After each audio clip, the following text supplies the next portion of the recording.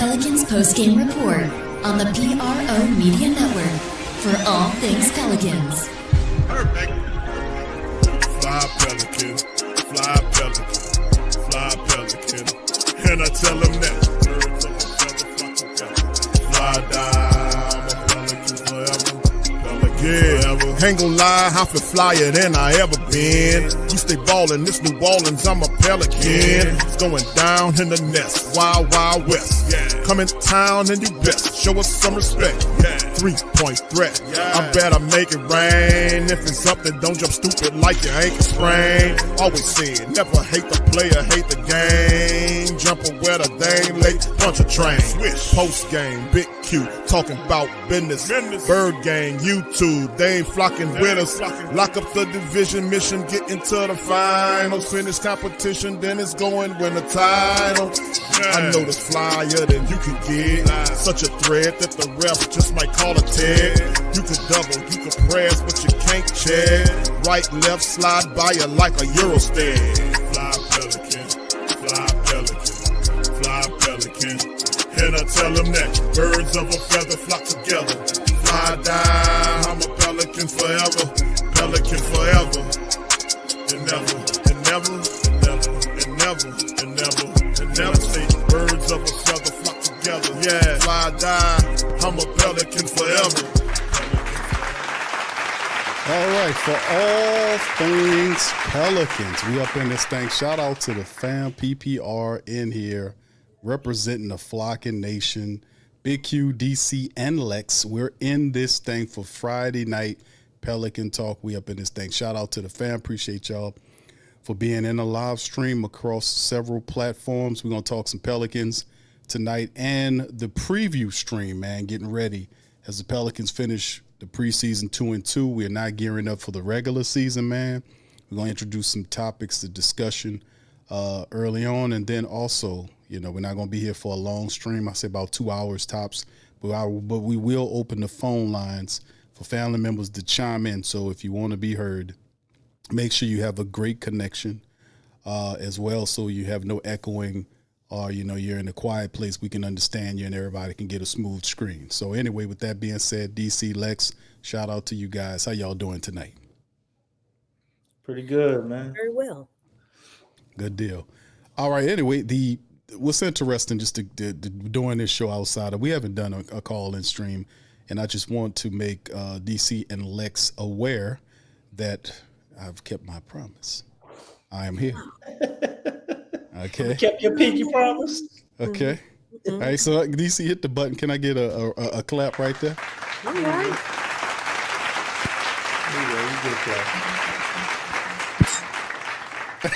Just one tap. Thanks a lot, Lex. That's all. One.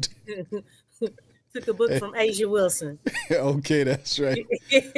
All right. So anyway, in this one, man, we're gonna open up the phone lines. We're gonna cover a few topics, man, in this episode of the show to open up. But I want to kind of give DC and Lex, of course, an opportunity to kind of chime in on their thoughts.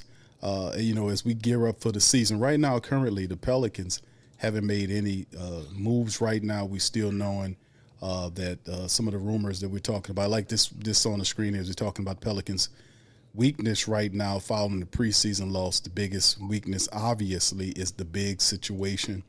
We still have some issues dealing with the bigs and the fact that how close is Queen, the Carlo Mekovic situation, how hurt is he, and is he closer to returning, this sort of stuff. We know about Kevon Looney dealing with his injuries as well. So the question mark, obviously, open up the regular season is we talking about the center position. So Mekovic is hurt too? He had an elbow the other night. So Mekovic got hurt in the Houston game. Yeah. He had an elbow issue. Are they purposely just trying to find? I hurt my pinky. I don't see him riding around and yelling like Jose do on the ground. So I mean, he just walked back to the locker room. So I wonder if it's they still secretive with the injury. So maybe it's not that bad. You know, we looked around the day. The Pelicans still ain't signed nobody. So yeah, I don't think Hunter Dickinson is the answer. Tell Looney get back and Derek. No, but they golly, man. I mean, they need to do something. They need to do something Well, because there's too much size in the league right now. Who's the first game? Oh shoot, they got Memphis. plenty of size. Hunter Dickinson's 7'2". We need some quality bigs. I keep You got saying Eves. that. And you You got can't size just- there, Lex. Huh? You got Eves. You got 2 7-footers. Remember we talked about we ain't have no 7-footers. Now we got 2 Who's the 7-footers. other one? Eves. No, who else? Hunter Dickinson. No. You Yves, got some 6'11" I understand guys after that. Yves Misi. Who? Anybody else? You got It's- Derek Queen no. and Kavon with Kavon Looney. Kavon's out No. for what, 3 weeks? Who's gonna be Trey- ready at the, Trey at the 6'10". beginning? Who's gonna be ready at the beginning of the season? Trey. Huh? Trey's Trey. not playing center these days. Please That's the no. tallest person we got out of all the two Please, people in there, please, bro. no Trey at center, bro. Please. Oh my gosh. What about Sadiq Bey? No. definitely- Okay, Way so He's who strong else enough, is but no. out there? Who else is out there in free agency as far as big men? Because Dickerson, I'm not sold on him. I'm really not. The pickings are slim in terms of free agency. I mean, DC, what you mentioned, Rashad Holmes. I And think Rashad's Holmes- undersized. Yeah, No. because he fits that small ball jump. We need size. Precious Achua, I think is still available. Nah, he's signed. No, I that's what I'm saying. That's what I think they're scanning and looking He ain't got around. a lot of. You ain't got any got a lot of options. options. That's what I'm saying. I'm thinking they probably waiting on. I think Carlo Mekovic's Charles situation Bassey, might y'all not be as remember him? bad. Yeah, I Charles remember. Bassey from the Spurs, he's available. Bol, no. No, Braden Clarkson from the Thunder. Let's see, You said Yes. Braden Clarkson. DC, Yeah. why you wasting people time talking Yeah, like he that? can't- man, I'm just telling you who available. We ain't got a lot of options, bro. Who That's do we what I need just to said. bring out of retirement? Nobody. The White Howard, and DeAndre Yeah. Jordan. You can Okay, get that DeAndre makes Jordan. sense because he's a defense. 37. He can block shots, right, and he can get rebounds. All right, Yeah. that's what we need. Ty Jones still out there. Now he can't stretch the floor, but he can finish around the basket too. But I'm just saying, like, man, You got Alex Lynn. Alex Lynn, Mm. he's not too bad. I mean, he probably the Anybody best of the else? bunch. He probably the best of the bunch. I'm skipping over some names that ain't really worth nothing. Micah Porter. You know what's crazy? Potter. It seems like everybody Tristan else in Thompson. the league has invested in size with the heavily, like more than enough. I mean, the Pels signed 2 bigs this offseason. I can't. No, I I'm can't talking tell. about heavily. How many you want them to do in one offseason? As I many as mean, it takes. other teams did it in one off season. Who? Shoot, the Clippers got what's his name, right? And they They got got, Clarkson and the Lopez. twin. Brooke Lopez. Yeah, him. Oh no. But that, I mean, And they then got another one? Look, Denver added JV. Did y'all know that? Right, but I'm just saying that you ain't for people to add more than 2 centers. Like, yeah, that generally really don't happen. I mean, I'm looking around and everybody's got like first string, second string, third string, fourth string bigs. You know, they could just and they're not just bigs, but they're quality. Like these are guys that can really do some things. Like you talking about throwing bodies and skill out there, you know what I'm saying? Because you really need somebody, you need to throw bodies at Jokic. And Wemby's coming. You know what I'm saying? That's why everybody's loaded up. It's like Pelicans just been investing in this small ball stuff. I mean, we lost JV and didn't even replace him. You know what I'm saying? It's like, what is going on? I think the Pelicans probably taking this approach because maybe Queen is closer than we think. Right. I And think he's and probably the answer. Carlo Mekovic is also probably not as injured as we think too. So I think he's probably really close to playing for the opener. And Carlo probably is all right too. That's why the Pelicans, they haven't panicked and made a move because they would have made one by now. But yeah, I think Queen is getting close to coming back. What's up, Jess? Shout out to Jessica, Stacy. What's up, Mo? What's Shout up, out to Jessica? brother Mo in the building as well. Good to see you. Shout out to the lady. All right, Maul and Maul, Daniel. Big ups to y'all. Good to see y'all in the chat as well. What Who up, else I Big got there? Stacy? Jacob. What's up, brother? Brother Good to see you Don. as well. Jacob. Pelicans Nola, YBNG Don. Shout out to you and Elite. Much love. Appreciate y'all for being in the chat, man. Y'all hit that like button if you're on Twitter. Hit that retweet button, man, or X rather. Hit that retweet. All right. Anyway, fam, listen, we discussing this, man, but the name of the show, man, is also the preview of the season, and it's entitled 5 Things to Expect from the 2025-26 Pelicans season. And although I said 5, but, I got a little extra. I got maybe 25 things that we're going to kind of talk about on the show. I came up with a list of 25 things to expect from the 2025-26 New Orleans Pelicans. I'm going to throw them at the panel. 25 questions. 25 things to mention. I'm going to throw it at the panel and see what they think about this. So this is the first, I give them in groups of 5, right? The first thing, y'all feel free to talk about it. Number 1, Zion Williamson reclamation season. Fully healthy, refocused, and poised to prove he can lead a deep playoff run. Things to expect from the Pelicans for 25-26. Number 2, Trey Murphy III, All-Star campaign. Sharpshooter becomes household name across the league. Number 3, Jordan Poole's redemption tour. A chance to show he's more than a scorer. Watch for 18 to 20 plus with improved shot selection. 4, Herb Jones expanding his bag. Expect to jump in the corner, 3 accuracy, and ball handling responsibilities. And I'm going to give 5, and I'm going to continue, but I'm going to let DC and Lex chime in. Brandon Ingram's absence redefines the offense. This is one right here. We say, what offense, Q? But this is just the topic. The team plays faster and more balanced. And this is kind of a happy or a wishful thing without so ISO heavy possessions. So that's 5, throwing at 5 things to expect. I got about another 20 more to go, but let's kind of chew on that. We're gonna do them in increments of 5. Got to, man, because that's a lot. Well, go ahead, pick. Talk about one, pick one you like, or however it goes. Go ahead, Lex. You want to chime in on any one of those? Okay. I'll start with Zion. Zion is definitely out with something to prove. And you can tell just by, the way he's come in. Immediately, we don't have to wait.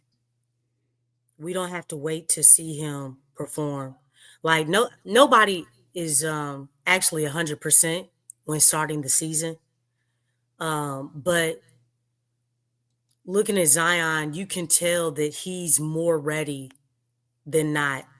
And you can tell because of what he's doing on the defensive end. The defensive end is another gear of conditioning. So that's how you know when guys are like, wow, like he's been getting steals. He's been very active on defense. And so, offense is that first gear. Defense is the second. But there's also a third. The third is that it factor. It's in the clutch. It's like when you've given everything that you got on both ends of the floor and the pressure, the game is winding down. Who's got something left in the tank? So I like to put the third. And plus, that's like that heart, that will, that other conviction, but he's not there yet. But you can see that second gear. And the second gear is good, guys. It's very good. But yeah, I like the way how just immediately Zion is coming in immediately as a two-way player. We don't have to wait because we saw that in preseason. Zion is going to cover a lot of holes. This team still has a lot of holes, and he's going to help cover those things. His activity, I mean, Zion was just everywhere. He was really everywhere. So just the way that he's come in and that he's immediately going to start just playing as a two-way player, that tells you everything that you need to know. And if you're doing that already, then I'm pretty optimistic about him just being healthy. The only thing that I'm concerned about is the breakage in his rotational minutes and stuff like that, as far as him being allowed to really get into a rhythm. That has always been a huge concern because I hate his rotational minutes. You know, to do that to a person and not allow them, especially by him being the face of the team, and he's supposedly supposed to be the star of the team, but he's not getting star rotational minutes. That's just really awkward. But if that's how his rotations are going to be, it'll be rough because every game's going to be different. You know, you're not immediately always going to just be in a rhythm. Sometimes you have to work your way into a rhythm. And that's the reason for just playing like longer periods of time instead of coming out after 4 minutes and then coming in at like the 2:30 mark within a quarter. But anyway, so that's with Zion. As far as with Trey's motivated, very motivated. Brandon is no longer here. And so I think he would have got the opportunity as far as being a starter, you know, if they would have moved Brandon a whole lot sooner, you know, to really open that door and really get him the reps that he needs. But it's here now, and he has an opportunity, and you can definitely tell that he's motivated. You know, he's doing a little bit more as far as off the dribble. And really, he wanted to get away from solely relying on Zion to really open up his game. So he's really done that. I think we'll see a lot of more mid-range. We already see his inside game. We already know about his outside game. So he's definitely, you know, trying to really establish and solidify just being a three-way scorer. But I think, yeah, it may be challenging because politics, I feel like as far as him in the All-Star, I feel like politics can play a part in that.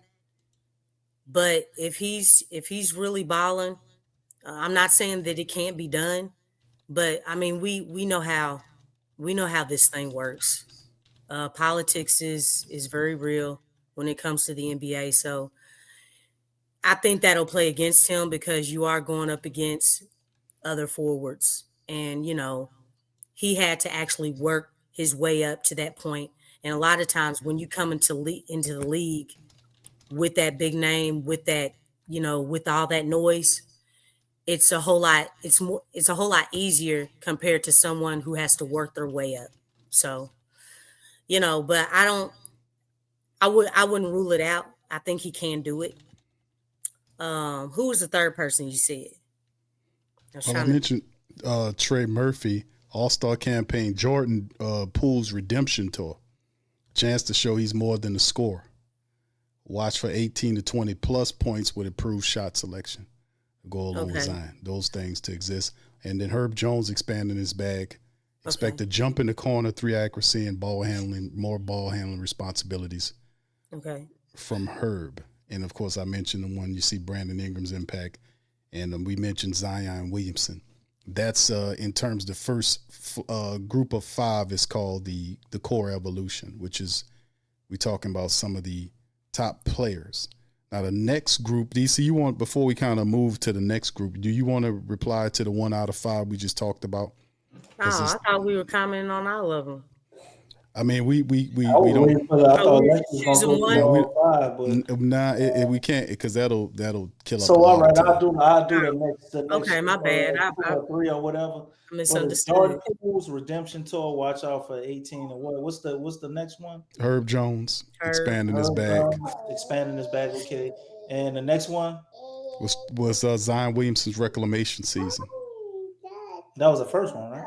Yeah, that was the the one first that's on the screen right now is the last one. Ingram's absence his absence redefines the offense. I think we know the answer. Okay, I'll start there. Yeah, Brandon Ingram basically tried to. You go talk. Yeah, you interrupting her, Dixie. You know what I'm saying? Stop interrupting. You know what I'm saying? Say what you got to say, baby.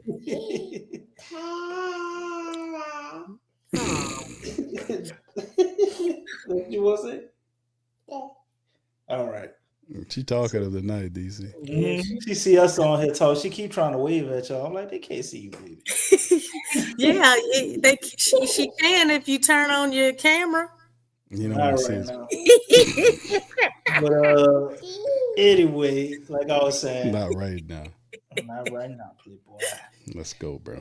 Brandon Ingram, kind of backtrack and apologize to the city, talking about the whole thing where he did the little. He backtracked. Yeah, he was like, showing love to Toronto don't mean I ain't got no love for New Orleans. I'ma always love New Orleans. Man, he can go kick where rocks. I found myself in. Da, da, da, da, da, da. Nah, because he didn't want it. Because he know about that backlash. He know about Kendrick. You don't want that. Nah, but I think him leaving as well as CJ, it opens the door to have just basically a fresh start offensively. Yeah. Trey and Zion got amazing chemistry. So does Jordan Poole, and Trey and Zion. All that look like it's working. You go do so. She talking good tonight, bro. Yeah, she happy tonight. She won't be in the spotlight. Trying to interject her thoughts too. Mama doing good tonight. Go ahead, bro. But what? But him not being there changes everything, man. And the most important person would be Trey Murphy. I think it opens the door for him to expand his game and take it to a whole nother level. Jordan Poole, I think, coming here and having a second chance at basically having a winning situation. I think he's really, really hungry to turn it around. I know he's a guy that takes a lot of shots, crazy shots, but I think he's a lot smarter, than people give him credit for as a basketball player. And the stuff he learned at Golden State definitely could translate to winning. You get louder every time you talk. I know, right? She trying to talk for me. Like we competing to be heard. Yeah. All right. Do you see it? Down at y'all. That's good. Let's see. And Herb, man, I actually saw something when I went back and looked at the game a little bit. They was giving Herb to bring the ball up. I don't think that's such a bad idea at times.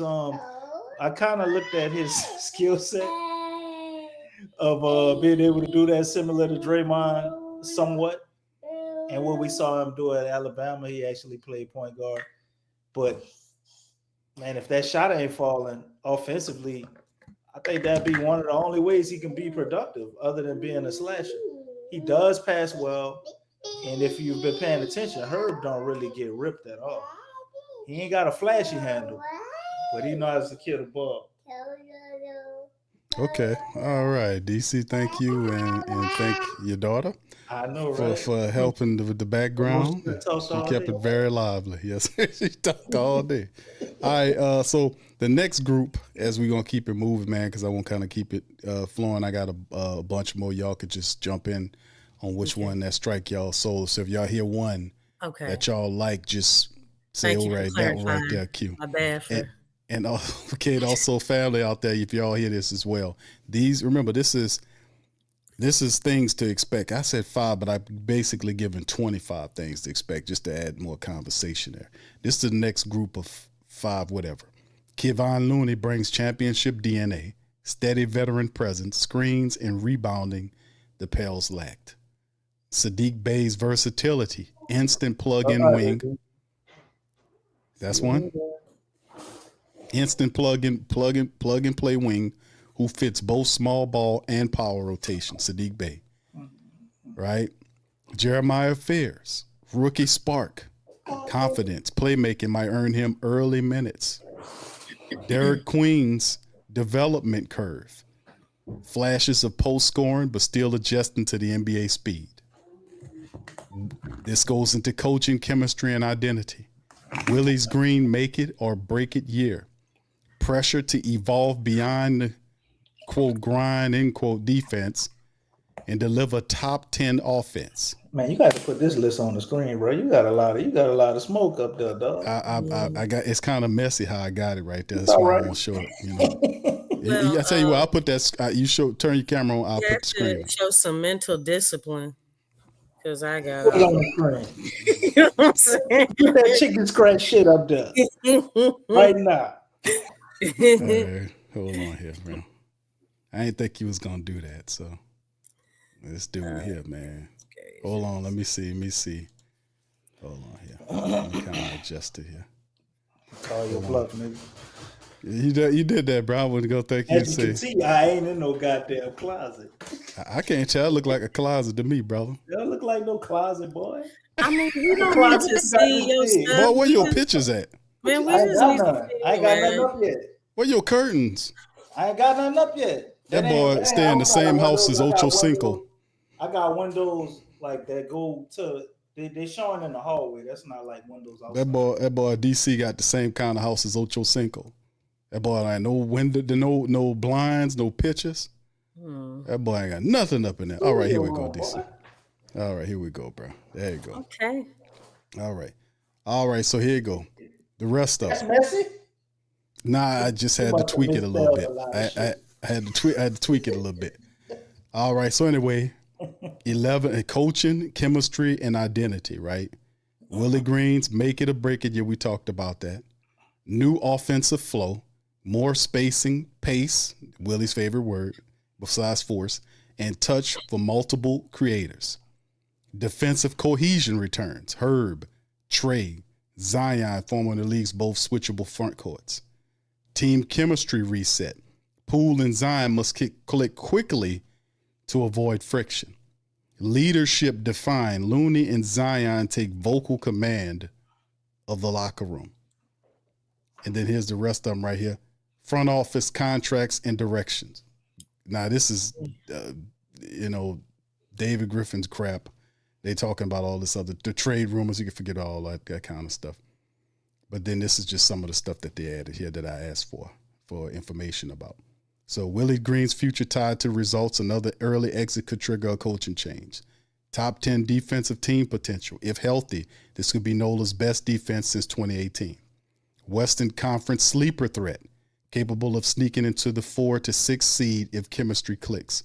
Home court advantage returns. Smoothie King set atmosphere reminiscent of the Boogie and AD era. Trey Murphy III wins most improved player. Strong narrative and stats could push him into award talks.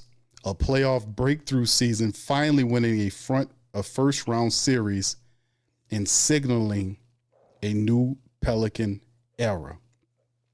Right? Luxury tax, watch. Will ownership pay to keep this group intact long term?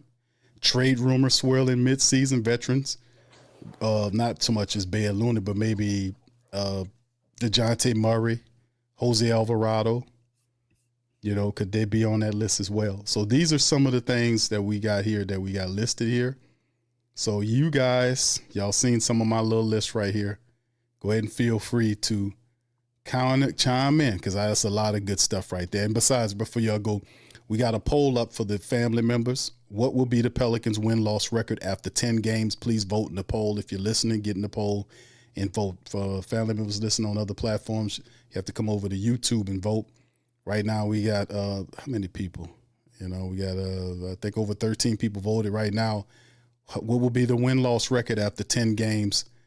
Option 1, 7 to 10 games. Second is 5 to 6. 1 to 4 is the third option. 38% of the family members say it's between 7 to 10 games they see the Pelicans win. So actually it's now tied up at 36 between 7 to 10 and 5 to 6, and the 29% says 1 to 4.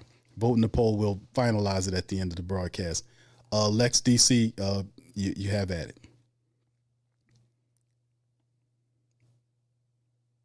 So out of all that, we just got to choose one. No, you could talk about any one of these that you like, that strike your soul. That's the point right here. Okay. I know Mo said that's a lot to talk about, but that's the point.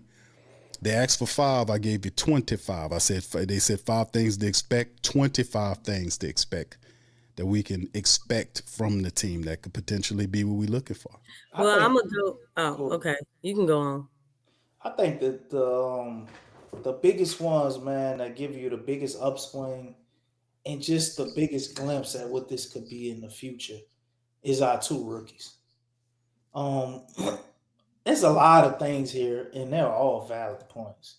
But for me, what was jumping out to me, maybe because it's the newest, and what we saw with the splash of Jeremiah Fears, man, I think he's gonna be one of the ones. I mean, I thought that. I didn't think he would work here, which is why I said, man, I really like the Fears kid, but I don't know if we're going to draft him because of his size. But look at him now.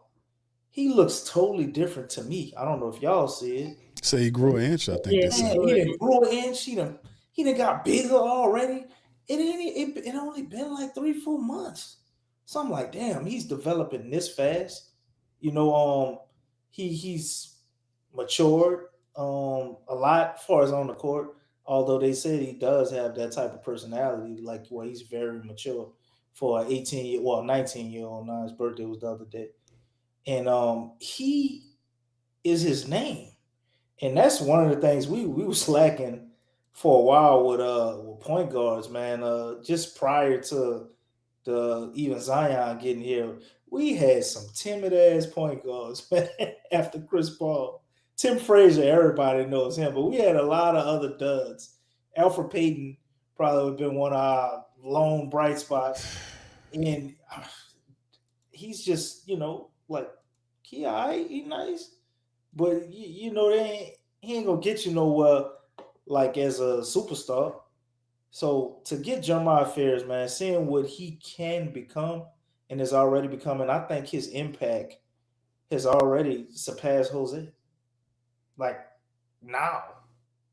And what this kid can be in the future is, a possible franchise player.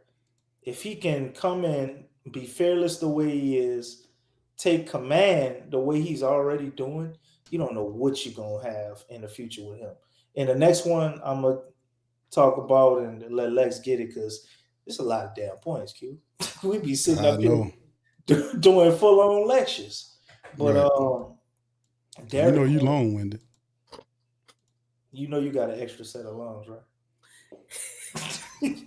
Derek Queen is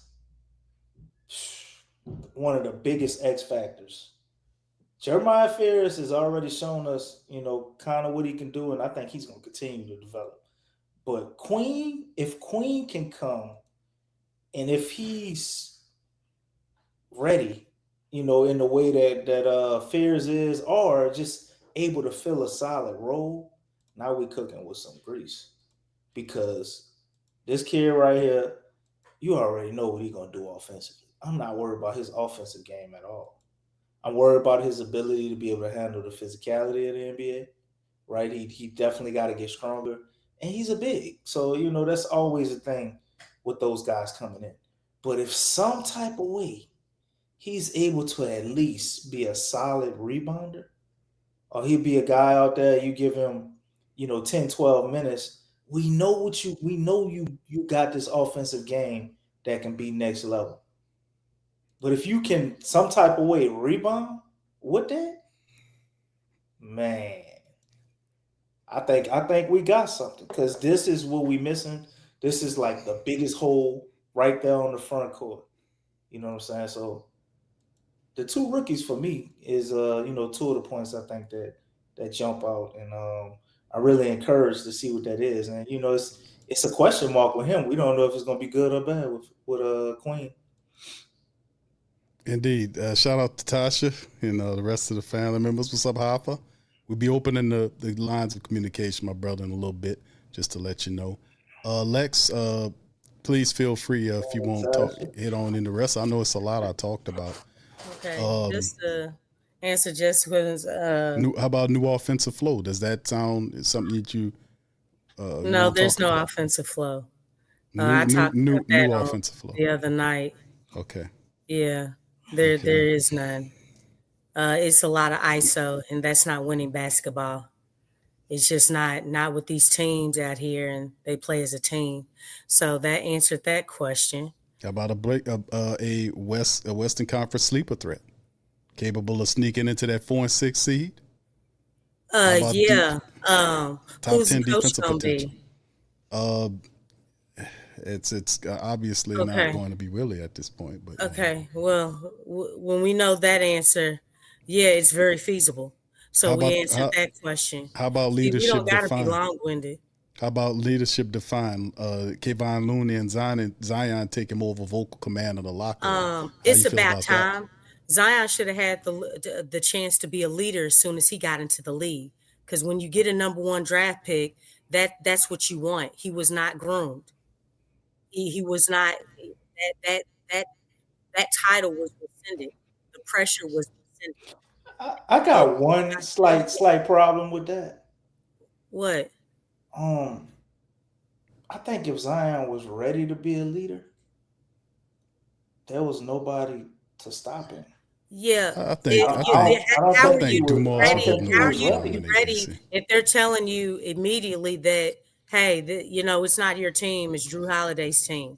Right there was a problem. Lex, wait, DC, hold on. I think Zion's going to take more of a leadership. I think Joe gave him the permission to dominate. He will.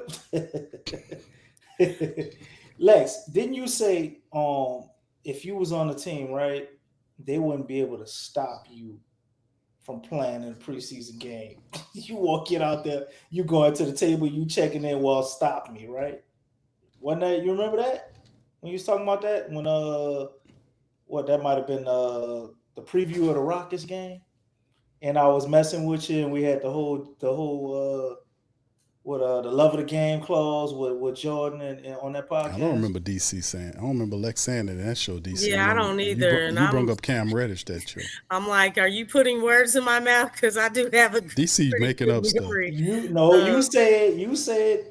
Now he gonna tell you what you said. Big Q just now said that he don't remember me saying that. I don't remember that. But go on. I mean, we was talking about the love of the game, and I say, Lex, sometimes they don't play. Somebody won't play in the preseason because they probably told them to sit out or whatever, and you said nobody is gonna stop you from playing. Okay, I remember that, DC. Because you love the game, right? And we got on the Jordan love the game clause. Okay. Yeah. Okay. So where's the connection? The connection is, I think you're just trying to figure a way to put like Cam Jordan, Reddish or just like Kobe, or just like any other generational talent superstar, right? When they come in and they take command, because when they say they're not doing something or they want this to be a certain way or that way, what usually happens? Okay. One thing that I want to say, if Zion wanted to step up and take that leadership role, he could have, and ain't nothing nobody would have been. Well, what prevented them from taking the leadership role before? It wasn't clear, right? Hold on. Because I want to address all that. The guy that wants to be that vocal leader, and he constantly says that. He said, "Well, I had injuries. What he's saying, what he doing is different." Let me say this, because I'm gonna tell you right now, ain't nobody out here touching the mentality that Jordan came in with and Kobe. I'm gonna tell you, anybody. I don't care who they are. No, they are top tier. No one is touching them. With that being said, When Zion came in the league, Zion came in and he was injured. So I think that right there, that was kind of like a deterrent because he was injured. He wasn't playing immediately. He had to wait. Not only that, you have Griff, who I really do feel like he had LeBron James PTSD. I think he already had an agenda to come in and sabotage the next future face of the league. I don't feel like he wanted Zion because he did not support that. He saw what happened with LeBron. He saw what happened with LeBron and he did not like it. There was a lot of noise with Zion. So the thing is, that dude, we know he's a dictator. He's a control freak. He believes in absolute power. He was running everything. He actually attached himself to Zion. He was out of everybody, he was controlling his minutes and the ramp up, all that stuff. Like when you have somebody who's a control freak like that, and you're young, and you're coming, you as soon as you come in, you're coming in like injured. You know what I'm saying? Because he had surgery on the very first day. Like, so Zion had the mentality, okay, well, let me get acclimated. Let me, get in first. Like the way he came in was definitely different. And you add the way Griff was, that didn't help either. It just didn't help. Like he didn't have a chance to, from the start. And I think that was the biggest problem with the ramp up, with the minutes, minute restriction, all that stuff.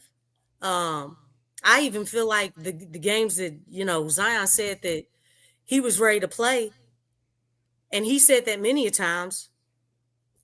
I feel like Griff came in, like, just think about all the games that Zion could have played. And I think it had something to do with that's what I'm saying. Like, I'm not demonizing Zion, but the way he was brought up, Zion don't seem like to go against his coaches. He was brought up right. He's respectable. He don't come across as a guy who wants to be disliked. Although he feeds off of negative commentary and people talking on him, like he kind of feed off of that. But you're right about year one. I'm not talking about his rookie year. Year two, we saw what that was. Year 3, 4, 5, 6. That's more what I'm talking about. Like, he had the ability to be able to step into that role, but there was going to be people that didn't like it. Like my man Don Guillory had a comment, Zion didn't want to step on no toes. That's true. But if he would have had the mentality, like, man, the hell with this, I'm tired of this shit, I'm going to do whatever it take to win, or whatever he sees it take to win, he would have had that leadership role, and there was nothing they can do to stop him because everybody's trying to watch Zion. Hell, if he would have had that mentality, DC, he would have forced his way out of here. Maybe or maybe not. If he had that mentality, if he had that mentality, he would have stayed and he would have been able to stay in shape. He would have been on top of his game. He may have not dealt with so many injuries, and he definitely would have been able to force his way out of some of those minute restrictions and different things. I'm just pointing at the other side of the coin. It ain't all his fault. I'm not putting it all on Zion. I mean, that's difficult for him to take charge. There's a lot of stuff when you come into a situation and there's no Zion did everything right. Yeah, but look at this. Look, the organization is not stable. He did not come into a situation that had stability. He didn't. That man had a weirdo over the table, bro. The thing is that, do you know that there's still, like, Willie Green has been there how many years and still does not know how to use Zion? If Zion did with the stuff I'm saying, Willie Green would be fired. He could have got Willie Green fired, and y'all know it. That's facts. I mean, I don't see Zion as helpless as somebody. Everybody has. Everybody's personality is different, and I think you're still looking at it like Jordan and Kobe and stuff. Not everybody's coming, especially this generation. Nobody's coming in like that. Nobody is. I promise you. Kevin Durant. We could go over a bunch of players with the type of ability that he possesses. They call them, you know, prima donnas, or they come with certain requests, certain things that they're entitled to, that they, you know, may take to the next level, that a player that ain't good as them can't do. But Zion had to get most of his grace because he had his, you know, topsy-turvy stuff off the court, which I'm glad looks like it's behind him now. But Zion had the opportunity, in my opinion, to be able to force some things to happen that could have possibly made things different, or accelerated this process where we had Joe Dumars a lot sooner. Or like you said, Q, maybe he would I have agree to with force that his way out. statement. If Zion would have came in, if he was drafted and Joe Dumars was that guy, I think we would be definitely looking at a totally different Zion.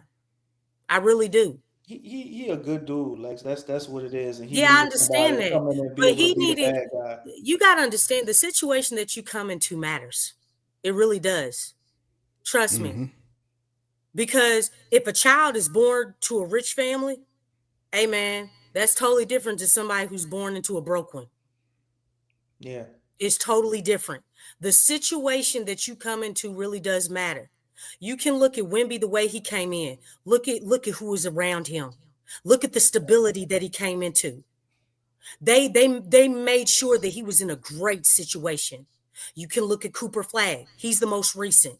Look at the situation that he came into. He's got champions, not just role player champions.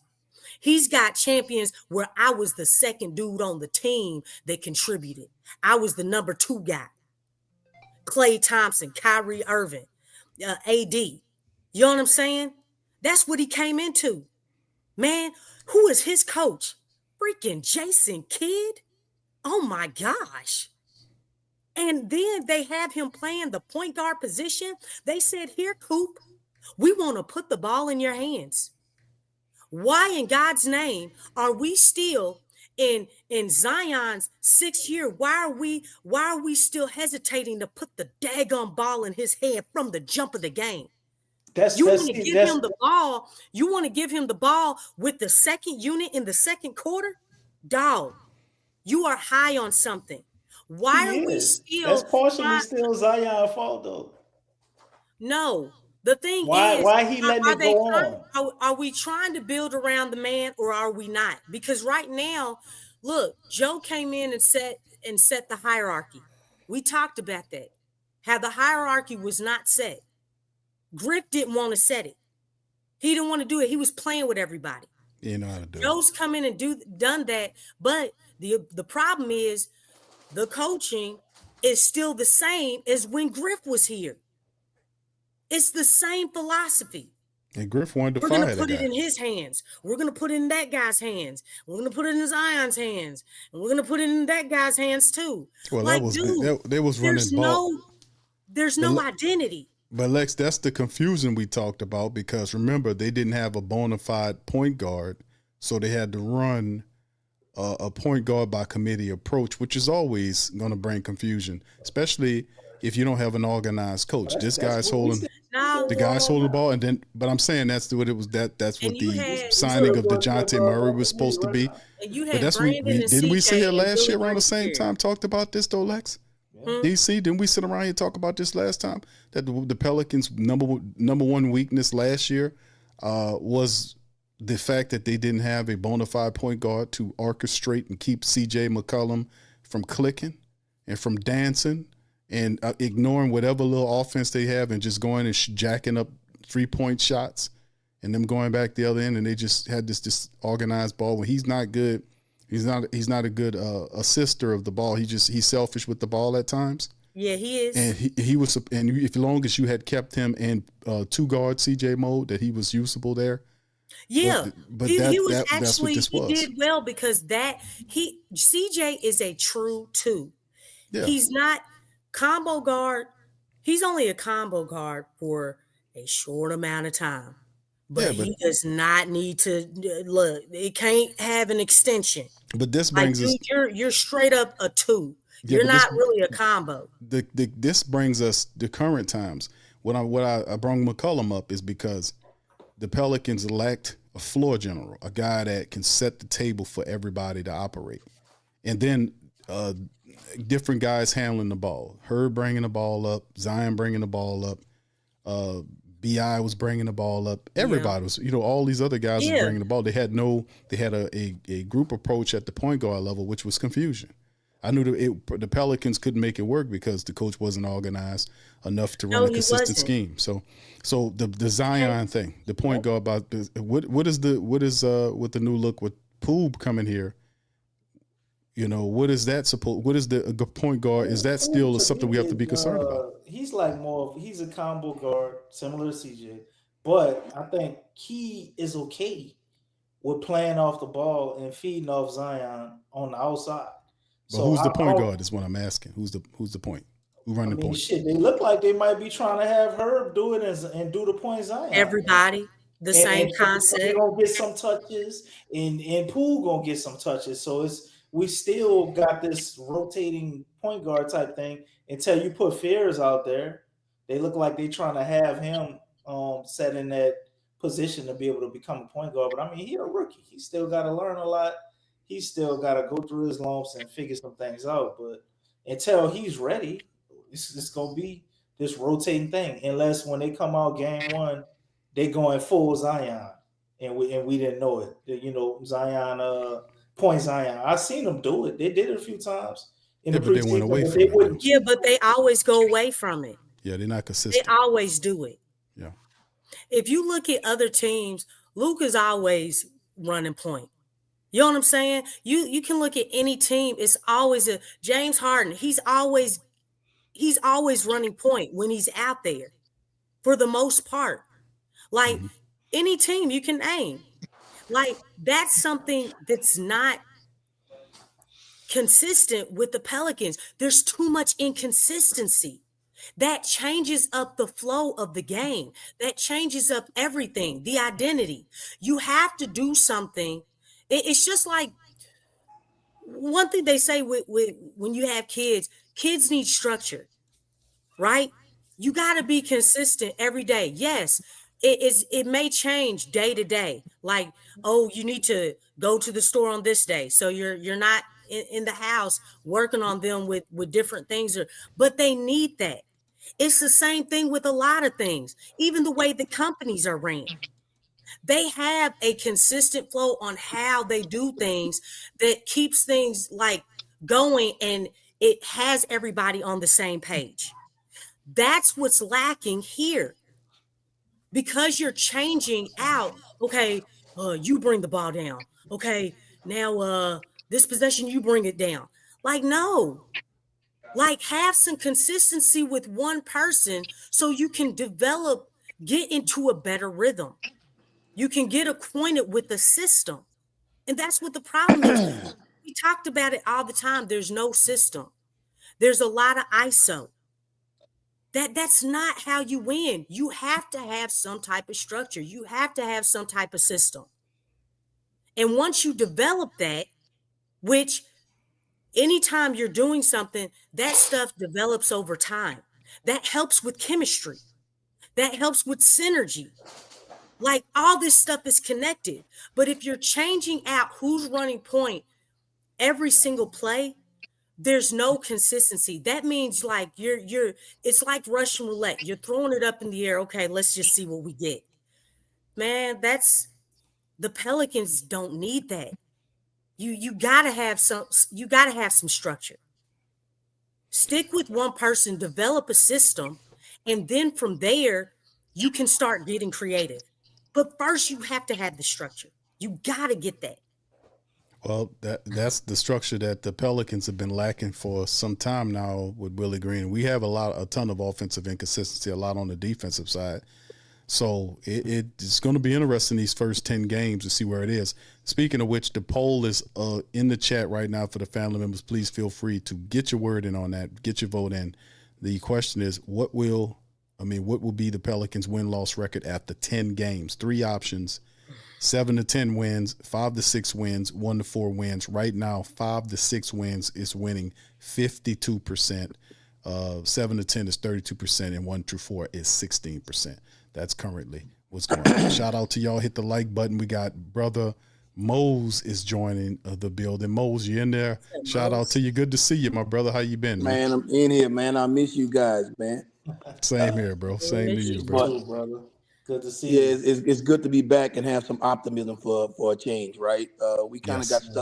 stuck in the mud for about 2 or 3 years, and it just wasn't any fun anymore, right? So you kind of like, you kind of look and you watch a little bit, but you're not really paying any attention because you're not going anywhere, right? So That's I right. kind of feel like we got a fresh start. I hear what you guys saying about the point guard, but to be honest with you, outside of Lucas, Harden, maybe Halliburton, nobody's really playing with a true point guard, man. They just have somebody initiate the offense, and normally that guy's a scorer. I mean, if you look at Luka, man, Luka's a scorer. He'll throw some lobs here and there, but for the most point, he's trying to get his own bucket. Same thing with Harden, right? So the problem, what I would do, I would let Zion initiate the offense because he can get to the hole, and when he's not doing it, then when Fears is in the game, that's my guy that's initiating the offense because they draw so much to them, because they can get in the lane and cause some problems, and they can get all the way to the hole, right? So if you look at OKC, man, you'll see SGA got the ball sometimes that Williams boy got the ball, and they're basically just playing through one of them, getting to the hole and breaking people down, and then spraying the ball once they draw some defenders. But I don't think you really, really, really just have to have a true point guard now because those days, the game's not like that. Like when Chris Paul come down and he just control the whole offense. I mean, the NBA is not like that anymore. I believe you got that. I'm saying majority though. Yeah, Majority of I ball. think, I think you can let Zion come down, man, and be the point guard, initiate the offense, and you go from there. You run everything through him like that because he's such a threat with the ball right off the bat, right? So that's why. And then a lot of times when Zion don't have the ball, he's just standing around. So I would keep him. I mean, he just pressure on the defense, especially, he's got the ball at the top of the key coming down, man. You set a ball screen. Now all of a sudden everybody trying to squeeze to the lane because he's coming downhill. Now you can spray the ball out to your shooters. And I think they got, I think Herb's gonna shoot the ball pretty good. I think Jordan Poole, and we know Trey can shoot the ball. So if you ask me what the main problem with the Pelicans right now, I would say rebounding. I wouldn't even say because they got guys that's handling the ball. I mean, the problem right now is I don't know if we're big enough, right? At some points, right? Like when you play somebody like Houston and KC and they got those double bigs on the floor, man, that's hard to deal with, right? So I think Willie's got to be more flexible depending on who you play. It's okay to start a different lineup when you're playing those big teams like that, right? Because you're gonna get smashed on the boards. I mean, if you look at that Houston game, the boards is what made the difference because really we played them pretty close for a minute, and then the boards, they got the boards on us, right? So the second chance points and stuff like that. Now against Orlando the other night, I watched the game last night, and we did a good job rebounding, but Orlando was trying to win that game. They brought their starters back in the game, right? Where we were playing lesser guys, but man, it's the most optimistic I've been since I don't know, maybe Chris Paul was there, as a Pelican fan. So I'm trying to give them the benefit of the doubt. I don't want to talk about David Griffin anymore, man. That's like a bad ex, man. Out of sight, out of mind. I don't want to talk about Brandon Ingram no more. Them cats out of here, man.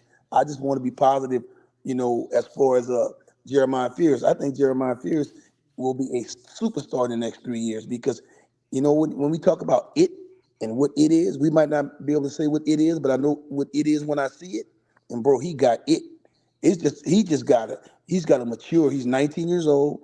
He's got to gain a couple more pounds and get used to, go through the league a little bit. But man, that cat's a dog. I mean, a Russell Westbrook kind of dog that you have to be a Kobe Bryant kind of dude that's a killer. He's trying to kill people out there right now. So what's going to happen when he gets a little bit stronger and start to know what he's doing, man? He's got the mentality that your superstar has to have.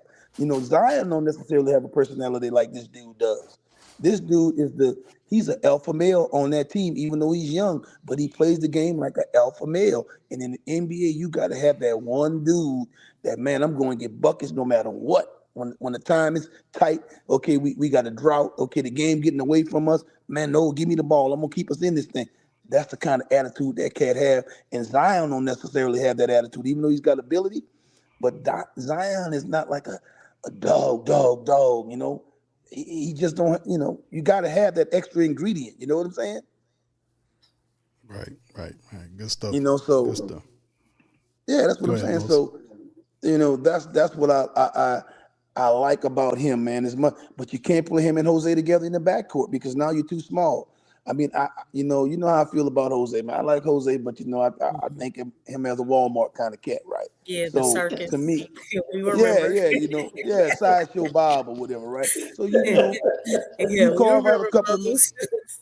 you carve out a couple of minutes here and there for Jose, but to me, man, I'm letting Fears run that second unit, man. I'm living and dying with him, right? Because you have to think about what is going to be in the future, right? What's going to get me there, right? So even if we don't, to me, I don't think we have a championship roster right now. Do I think we can get to the playoff? Yeah, I think we can get to the playoff. We get some breaks here and there, but to me, it's really the following year when that guy come into his own and Queen come into his own, and then you can make some moves and maybe get you another big man. Now you got a chance, to win because to me the NBA is a star league. It's the teams with the star players, the 1, 2, or 3-star guys that can go get it for you. And I think we got one in Fears. I mean, that's the first time I can sit here and say, man, even though I like Zion and stuff like that, man, and I think Zion got the ability, but maybe Fears will rub off on him and make him more dog-like. When he's going to the rim and somebody following him and he's flailing or whatever. You know what I'm gonna do when I come down there the next time?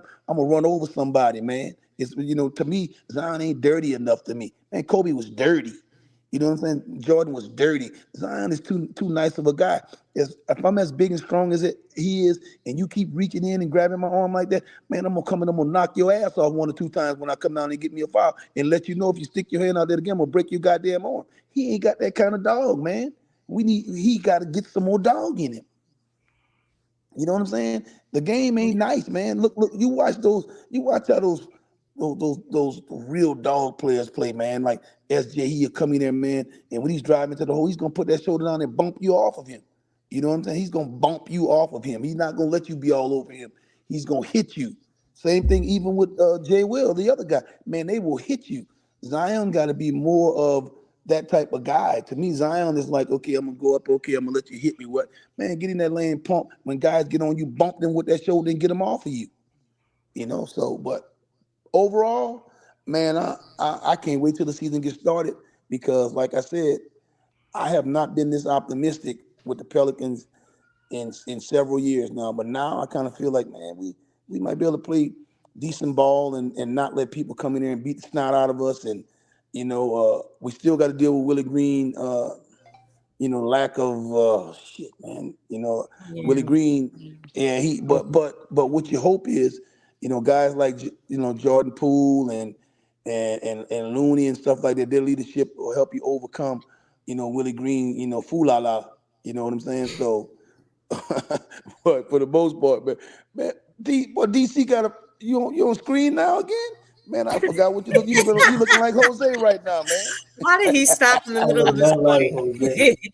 Man, you looking like Jose, man. Oh my God. Jose in the building. Jose in Make the a special boy. appearance. I'm gonna stop talking about Jose now, I man. I'm gonna wish I leave would have Jose had a alone, few of man. them carrots like he got. That's some big ass earrings. Yeah, but I'm gonna leave Jose alone, man, because I don't want me and you to fall out behind Jose, man. I ain't know, man. Jose gotta be your cousin. I don't want to fall out. I don't want to fall out with him behind that, man. Yeah, bro, what he's I'm saying, sensitive man? about that, bro. That he'll get mad at you for that, bro. Man, hey, look, man. I didn't already I'm play good some to have you funeral guys back. music for Jose Moves. It's over for him, dog. What you talking about, I man? believe so. But to me, that Jose, shot, bro. you can carve out a couple of minutes for him, but not at the expense of Fear's development, man. DC can't You dribble to got a save his guy. life, though, Mose. Uh-oh. Yeah, but you got a guy like Fears, man. That, man, look, you got a He guy, can't dribble to right? save his life, Lex. Man. You can't run up and No, down the court. when you talking about Jordan Hawkins, who can't dribble to save his life, that's the dude. But to me, they Yeah. see if they use Jordan Hawkins like they did the other night, running him off of screens or whatever, almost like Ben Garden was back in the day. Just running him off stuff, catch the ball and shoot the ball. He'll be okay. You got to have a specific role for him. You don't want him playmaking because he can't really handle the Playing for ball. Willie He's kind Green.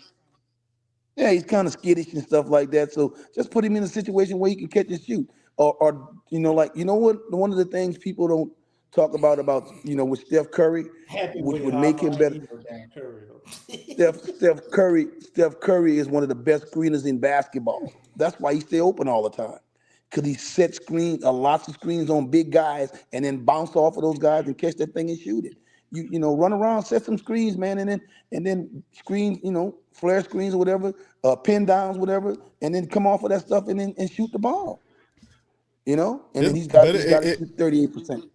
But that's the thing I'm thinking about. Like, people was talking about Jordan Hawkins. DC made mention of it, about his shooting. He was shooting, what, DC 30%? What was it in the preseason? It was something he wasn't doing too well. He did better in the what was it, the 20 something percent? Yeah. He's like 28%.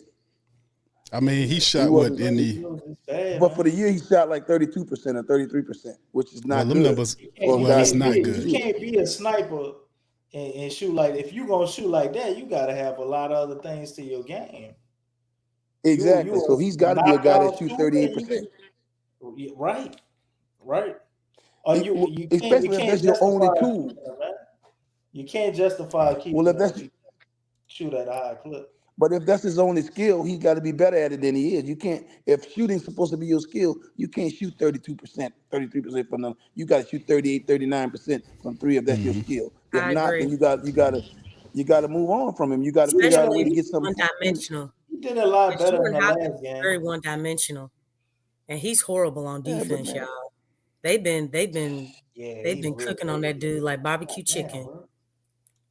But it's almost like the dude kind of slow or something, man. I can't figure it out, man. You play that much basketball, at some point you gotta be able to guard somebody. And I don't understand how you can play basketball at a guard position as much as he has played it and not be able to handle the basketball consistently. That's crazy, man. I'm 60 years old and I still can handle the ball a little bit, man, if ain't nobody up on me. You know what I'm saying?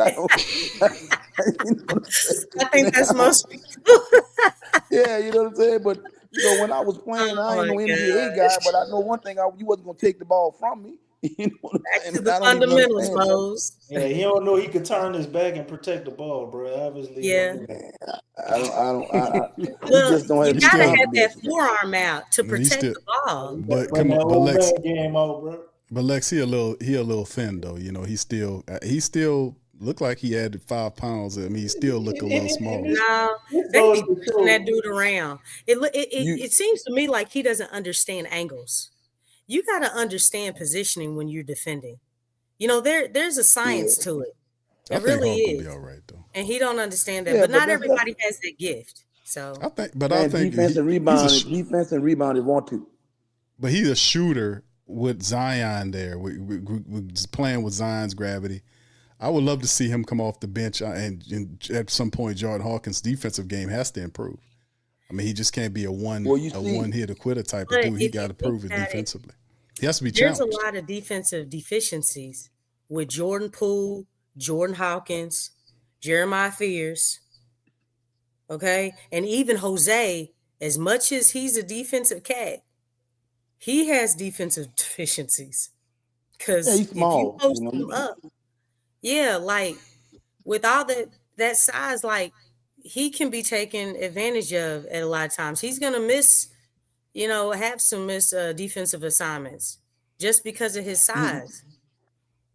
You ever watch how Lil Fears get with that ball when people get up on him? He's almost down to the floor. Watch how low he gets with the ball, and when he comes in that lane and somebody come up on him and try to rip him, how he'll bend that body down.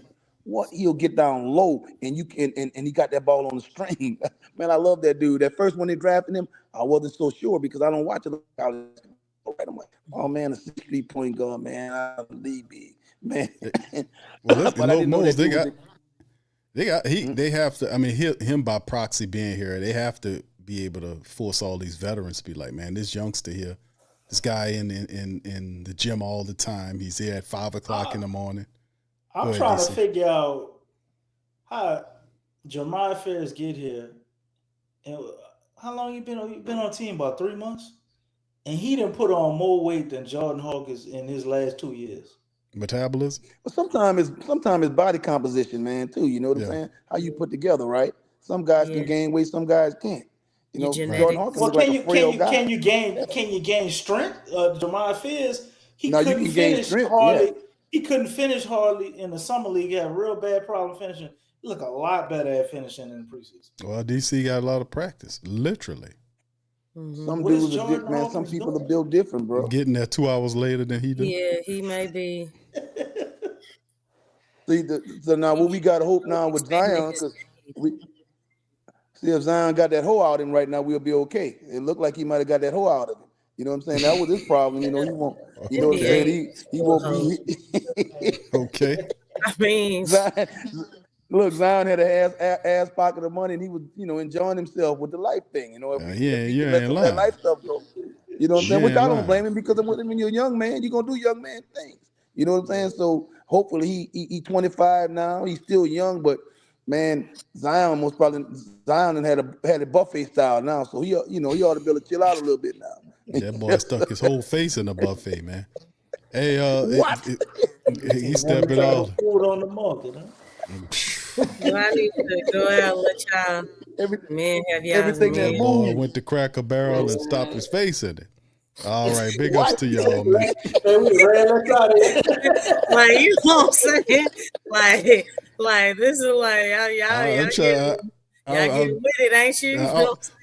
It's just that's good because, like you said, you task him and Joe Dumars knew what to do. He tasked him with the responsibility. Hey, listen, BI is no longer here. The CJ McCollum, all this kind of stuff. No, this is your team. This is your team. Here, go up there to the NBA lottery and whatever. We're gonna have you represent us. You are the face of the team. It's a now or never for Zion Williamson. Here's Trey Murphy. But Q, Trey Murphy's think- not just potentially. Trey Murphy is he's not, he's still trending, but Trey Murphy's realized. I mean, Trey Murphy's Q, not just a shooter something? anymore. He got a mid range. He flushing it. You see him windmilling. He's a compliment to Zion Williamson now. He's realized. You bring Poole in. Poole is a guy, got a championship. 20-point scorer. He'll live well with Zion's gravity. And then, of course, you have Bay here now. Herb is healthy. Derek Queen will be healthy. And then you just kind of fill in the pieces and keep it going and see if we can develop whatever we need to develop while we still have Willie Green. The last unfitting piece is Willie Green. I think that'll take care of itself. So I don't want to set Lex off, but I think go ahead, bro. I won't be able to get Stacy and Jaden in after you most. Go ahead, brother. Think about this, and I'll let you carry on. You get a guy like Dumars come in, who most probably in the same era with Zion's stepdad, so he got love for Joe Dumars. All of us got love for Joe Dumars. He did as a player, right? So you get that OG come in there, and he's sitting down talking to you, and I guarantee you, Joe Dumars might be nice in front of that camera, but when he's talking to Zion, he most probably giving it to him raw. Right, so now it's a whole different dynamic working there, where you're dealing with a cat like that instead of David Griffin, who was a clown, right? So now you got this dude right here telling you, hey man, either you gonna shit or get off the pot. I ain't messing with you. I'm gonna get your ass up on out of here. This is the NBA. I ain't got no play for you. This is you're not gonna get another big contract unless you get it over here. So either you're gonna do what you got to do, or you're gonna get your ass up on out of here. And I think that's the kind of conversation a dude like that needed to keep it real. You know what I'm saying? Right. I agree. I mean, Zion said as much. Remember, Zion did say that. Then when Joe Dumars was talking to him, he was sitting there. He said he had to pause and to his head say, "This is Joe Dumars."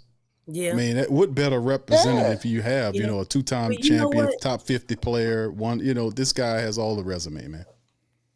But along to say, to go along with what you were saying, Mose, that's how Zion's been. He's always responded well to old school cats. Yeah. He likes Stan Van Gundy.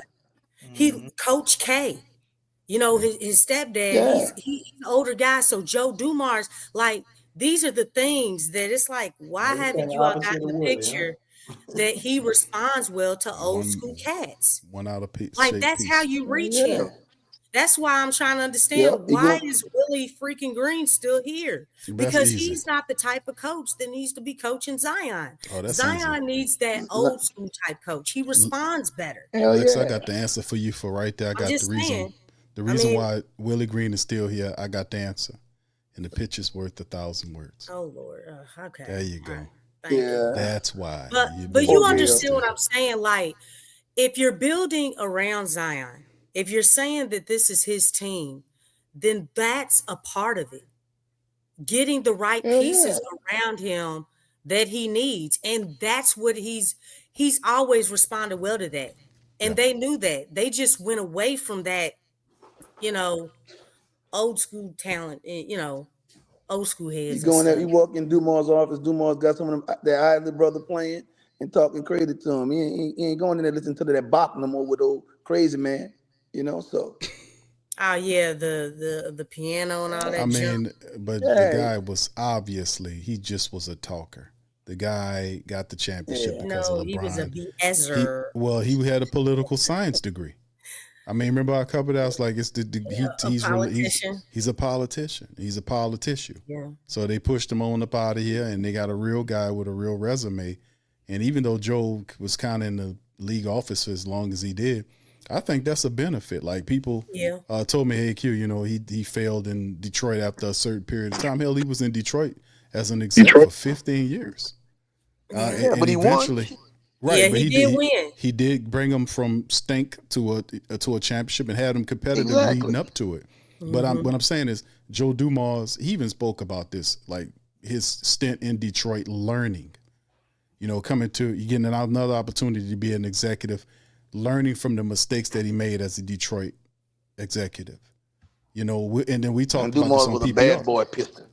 And Mose, like I know that Joe Dumars was smart enough and charismatic enough to not just skip over being a coach. He could have been a coach in the NBA. He could have coached a team. He's that smart. And that's what I'll be talking about when we be having these broadcasts. Like, don't just get it twisted that Joe's just an exec. The guy is a player. He's smart enough to have coached the game. And he realized what's going on here with Willie Green. I think he would have gotten rid of Willie Green if it wasn't for Gail. But outside of that, his connection to the NBA office, he went up there with the NBA office with the rule situation. Zion Williamson getting beat up here with the ref. He even has Poole with that. So it's a lot of positives to kind of link with Joe Dumars and him being here, but outside the championship experience. Stace, are you there, bro? How you doing, brother? Yeah, I'm here. Can y'all hear me well? Yes, sir. You sound great, Stace. You sound great, my brother. Okay. Good to hear from you, my man. Appreciate you, man. I miss y'all, man. Same with you, my brother. Appreciate you being on the stream, bro. Hey, Chad, man. Mo know his basketball. He know his basketball down to the T, bro. Like, there's so much you said that was so accurate about what you're saying, man. And y'all actually segue right to what I wanted to talk about. I'm at that point where I think that as much as Joe Dumars is talking to Zion, I don't think he's talking to Willie Green at all. And you know what that means. When you get to a point where you don't even talk to somebody, you don't cast your pearls before swine and everything. I don't think he talks to him at all. I ain't never seen a GM team president sit right there next to the bench. Have you ever seen it? Nah, in any sport? How about you, DC? You ever seen that in any sport? Nah. No. They sit up there up top and they watch it from afar. That's right. This man's sitting right down there. They don't do right next to him like he did either. Well, that's right. And you know what that means, though, fam? That means short leash like a dog. Short leash like a dog. I really believe so, bro. And it's like, as much as optimistic I am about my Pels, my brother called me the other day and said, "Man, let me look at y'all. I looked at y'all roster and y'all full of fire. Y'all got a squad." And I was like, and he was like, "But what about that Willie Green dude?" I said, "Man, he trash." Like, this is one thing that I personally see that happens, and I'm not even gonna fool myself about what happens. First of all, we don't play offense. Okay, we don't play offense. We don't do smart things. And even if we just go ham in the second quarter and catch up, we get to the third quarter and the adjustments have came in, and we get down by 20. Last game, third quarter came, we up 11-2. Like, we actually went on 11-2 run. How they ended that quarter? We down, like, by that bad. And then get into the fourth quarter, Orlando's still playing their starters, and we finally think about, oh, we never played our bench for the preseason to see who's going to make the team. And then we put them in the fourth quarter and they get cooked. So it don't even look right. We don't even know if Christian Shoemake can be in the NBA. I know he personally can because I watched McNeese State. That's a good basketball team down there. But we don't know those guys, can they play in the NBA? Dickerson looked like he can't play in the NBA. He looked like he need to go to Birmingham and stay in Birmingham Yeah. because he had to go against Wendell Carter. He had to go against Paulo Banchero and stuff like that. And them guys down there. The Magic don't give up. Like, that's like the best defense in the league, the Magic is. One of them. And this because this man ain't playing right. It's because Willie don't know what he's doing. He didn't plan it right. He don't know what he's doing. You got Zion, and every time Zion is cooking, you take him out the game. Explain this to me. He is a 360. 360. He Zion hot. Just got to still hit the 360. Guess what? Next possession, he gone. Yep. Where does that make sense at all? Y'all know I do sports betting, and it's hard for me to take Zion because when the season starts, it's gonna be like, Zion for 28, 26, and get what? Look at Big Q. Be like, I know, man. We all feel it. I'm so happy. I like this roster. First of all, y'all know how knowledgeable I am about sports, and especially the NBA. When it comes down to the Pelicans, this roster can compete with the best of them. This coach can't. Yeah. With the capital C. With a capital C, bro. It's good that we get Memphis off the bat. If we don't beat Memphis, we in trouble because they're not a good basketball team, y'all. They're not.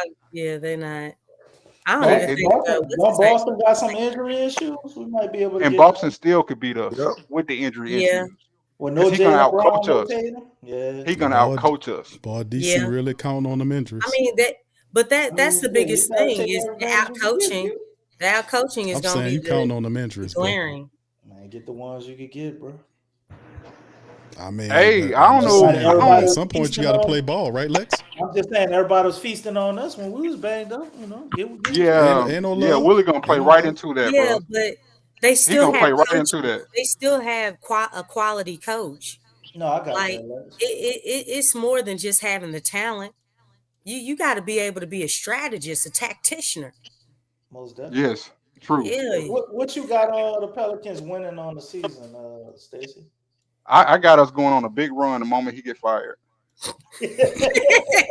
You know what? Okay, good answer. I second that motion. I agree, Stacey. I got the moment he get fired, I got Zion can be an MVP race, top 5. I got all the blessed things that are possible. What you possibly can think can happen will happen in a good way. The moment he gets fired. Because in my mind, I already got lined up who I want. And I talked to y'all about this. Brendan Malone was Joe Dumars' coach at the Pistons. Yeah. That was a great connection right there, Stacey. And then I know that because as y'all know, I told y'all before that I was a King supporter my teenage life up until I was a young adult. And then DeMarcus came through. And DeMarcus was a hooper. He could play. But Mike came in. That was his first head coaching job. And Mike came in and turned him up. He got fired for winning. That's right. He got fired for winning. Yeah. So, and when I find out Brendan was his dad and all of that, and then, knowing about the Jordan rules and everything, and Joe Dumars and putting 2 and 2 together, I know what Mike could do for centers. I know he could do for big man. This man is a big man specialist. I think Jokic kind of fed off of Mike's game more than Mike fed off of Jokic. Not taking away from Jokic, but I remember Jokic when he was a rookie. I remember Jokic when he was young and he was at the Nuggets, and DeMarcus Cousins used to kill him with the Kings. That was one game where Mason Plumlee, not Miles Plumlee, but is it Miles? The older brother, Miles, Nurkic, and Jokic was playing for the Nuggets. In the first 6 minutes, DeMarcus Cousins put all 3 of them in foul trouble. It was 3 of them. He put all of them in foul trouble, just cooking them. And I knew that Jokic just really didn't have it like that in the NBA level. But when Mike got him, when he went to the Nuggets, Mike turned them up. I can only imagine what that does for Derek Queen. I can only imagine what that does for Zion. First, and another thing, Zion is our point guard. We need to just go ahead and do it. And he needs to get time and get that point guard because you Yeah, can't just be a rest. point guard overnight. That's why he's turning the ball over and they trapping him and stuff like that because you can't just throw it at him. He needs to know how to play it and has to have experience and chemistry at it. That's why he keeps on running into traps because he doesn't have experience at it. We stop it once it start get going. We don't run plays. There was something the other day I saw that it was the last second of the clock, and somehow we messed up and end up running horns as an accident, and it worked. Like horns is when you got two bigs standing at the free throw line, and one of them set the screen, the other one go out there for the flare, and the other one like roll to the basket. Yeah, we ran that somehow, some way, and it worked. We should be doing that every game. Guess how I know how much it works? Because New Orleans is the ones who started it in this era. It used to work in the era of the '80s and everything, but New Orleans started in this era. It was AD, DeMarcus Cousins, and Rondo. You know what I mean? They won all them games around that time, the 2017 year. You remember that DC Yeah, when DeMarcus Cousins and AD was together, and yeah, and we had Rondo. that was a crazy year, man. If they wouldn't have got hurt, they really had a chance the way they was playing. Right. And that was the formation we ran on offense. That was our system, and nobody could stop the Pelicans because the Marcus would be running the point at times, and he'll throw a oop to AD, Yep. or it could be other They way they, around. One of them shoot a three or whatever. It was Yep. they had some of it when Alonzo Ball was here too. man. Listen, the other day y'all said we don't have man. Stan Van Gundy had a system. He Hmm. had a system, bro, and the system was working. And the system's still on the video game. If anybody's played 2K and everything, that system's still there. It's called Pelicans 2018, and it's good. It's a good system to run. It should that stuff still could work right now. This man doesn't do none of that. He's a horrible coach. You He don't has do no pick and business being roll. nowhere near coaching staff. This Asha doesn't have no business being nowhere near close to this basketball team. And she play around and boycott her. I'm a boycott her, bro. I'm getting out of here, bro. Like real talk. We're gonna like I'm talking about Gail Benson, like 'cause it starts with her and everything. I want to see us win. I really do. I really Hmm. do, y'all. But yeah, I was sharing something to Lex recently. Where I shared her that her times like around this time of the year, tennis players they're playing injured, and I showed her Naomi Osaka played. Well, she got injured on her birthday in her hometown in Japan and finished the game and won the game, but had to drop out of the tournament. And also all those other tennis players that are injured right now, and they are playing with bandages on, but still playing tennis. Compared to the Pelicans getting little boo boos and they out. I don't need this stuff to start again. I really don't. I want us to win basketball games. You get where I'm coming from, DC? Like Most I, definitely. I, I wish y'all could see it that there's other athletes playing with injuries, and the Pelicans are always getting injuries, and it'd be the smallest thing. Because I'm not. That has to be inside the. Has to Jose. be.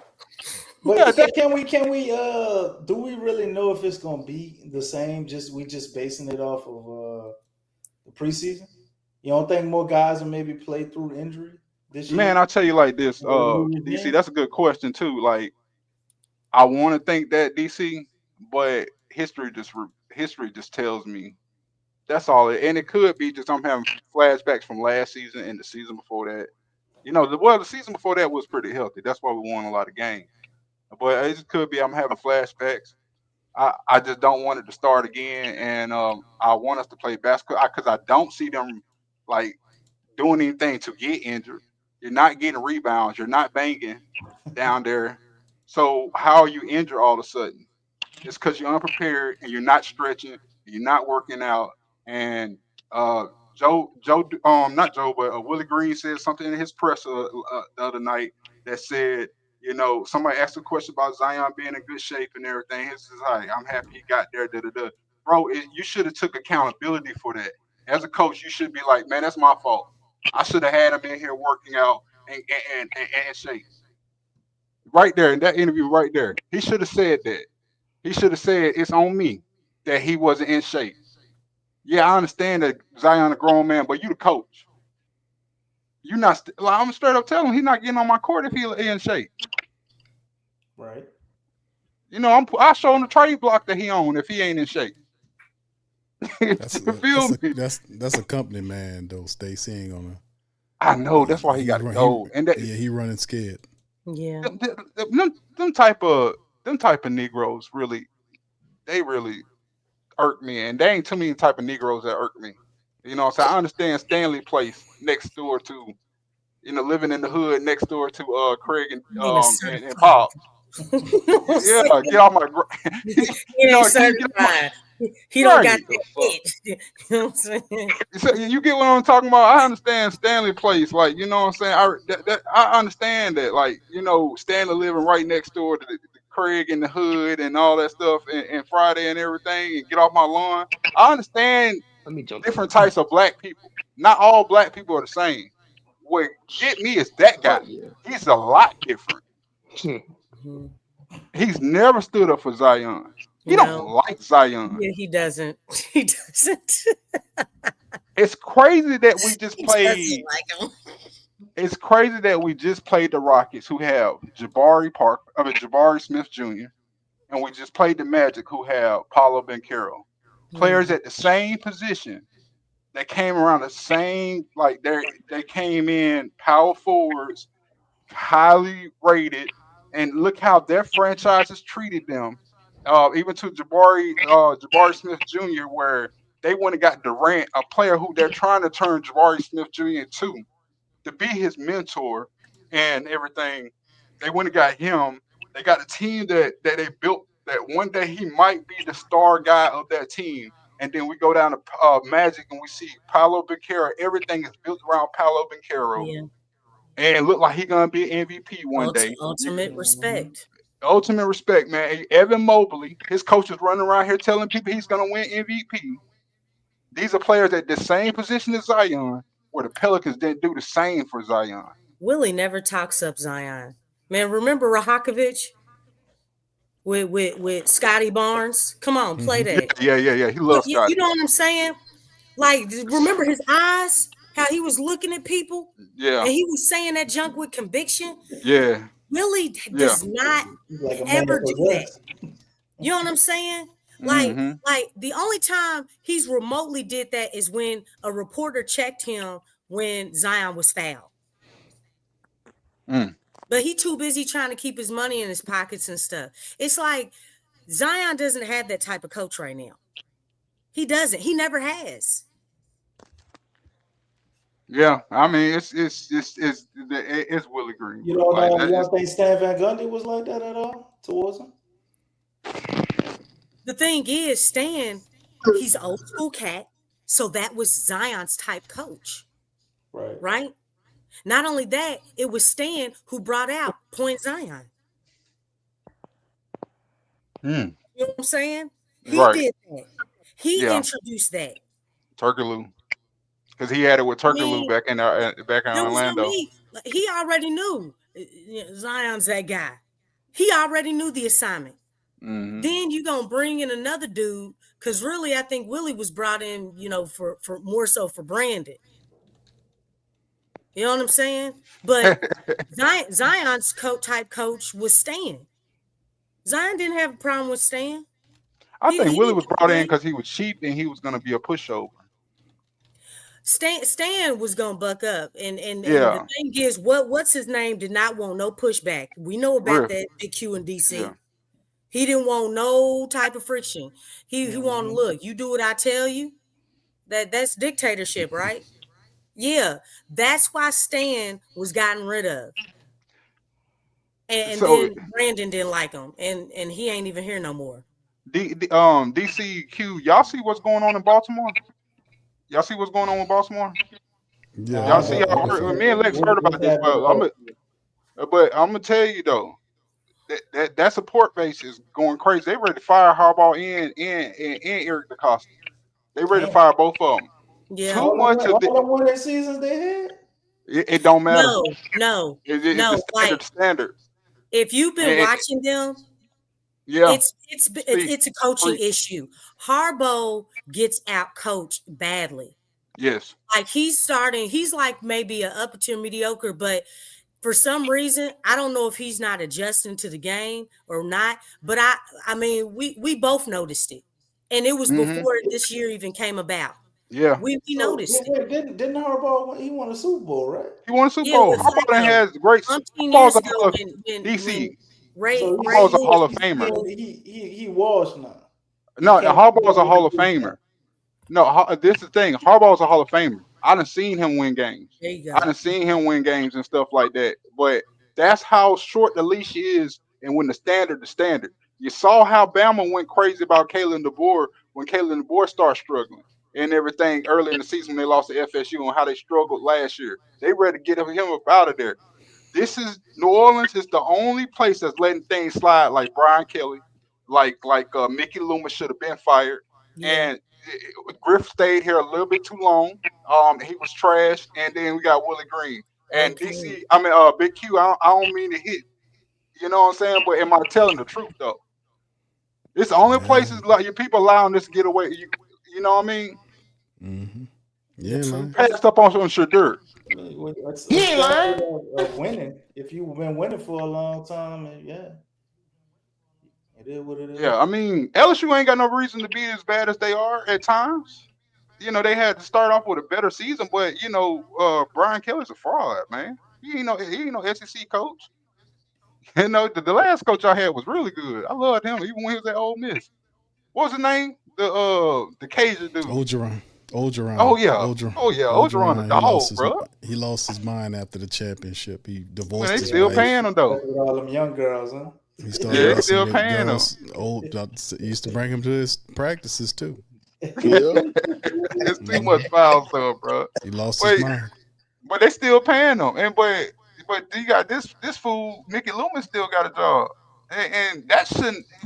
David Griffin should have been fired a long time ago Yeah. before he got fired. And Well, he got his keys after he tried to fire Willie. Willie was the final stop. Because Willie, the crazy part about it is Willie. The Griffin wanted to. He went to Gail about firing Willie Green. mm-hmm. He went to him. The reports indicate that he went to her to fire him, and she said no and end up getting rid of him. Is that right?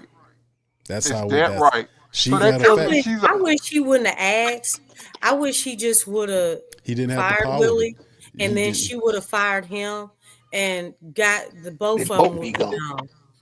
That's I the don't think order she of probably would've operations. fired that tells Don't me know. that she's oblivious to how bad the season was last year and She how don't know. She don't know anything. and about how basketball, many but empty seats was in that crowd last year. And how many people was ready to put bags on their faces and stuff like that last year. the I part put is you bags can't on my reach her face, though. and I wasn't even in the arena. But Right. she can't. Y'all She had can be sunglasses reached. on all season.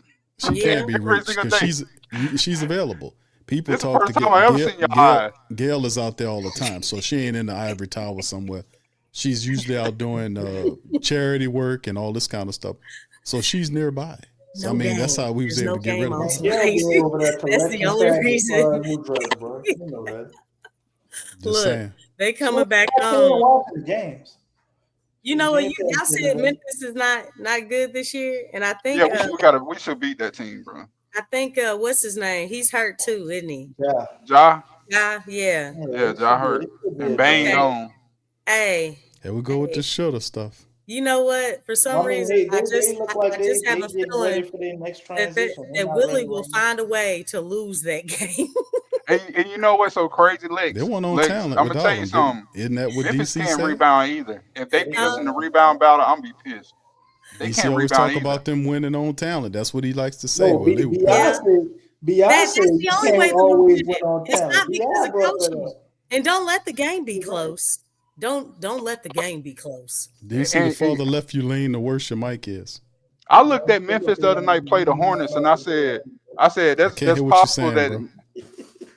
I looked at Memphis the other night play the Hornets, and I was like, it's possible that Memphis is going to be the fifth place team in the division, and which is shocking because how much I like them. I like Memphis. I like how they work You know what I mean? The grindhouse, the prestige of the them. grit and grind. But but it ain't happening like that this year.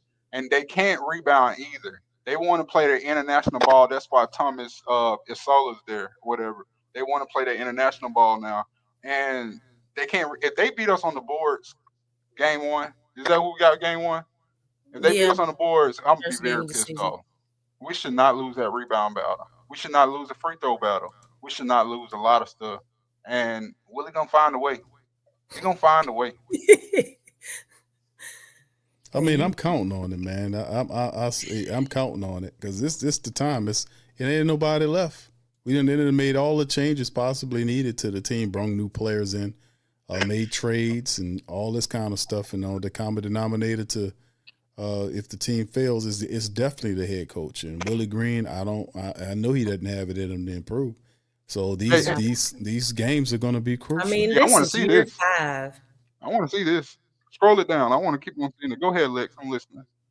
No, I was just saying it's year 5, and there's been no change, man. Man, when I saw that all that non-movement and everybody was out on the perimeter, I'm like, are y'all serious? Like, and then they look. You know it's bad when Herb Jones is doing his shake and bake and pulling up for a 3. Stop right there. That is not your game. Stop right there, Q. I seen up into Thanksgiving. I saw 5 wins. It's a nasty schedule, bro.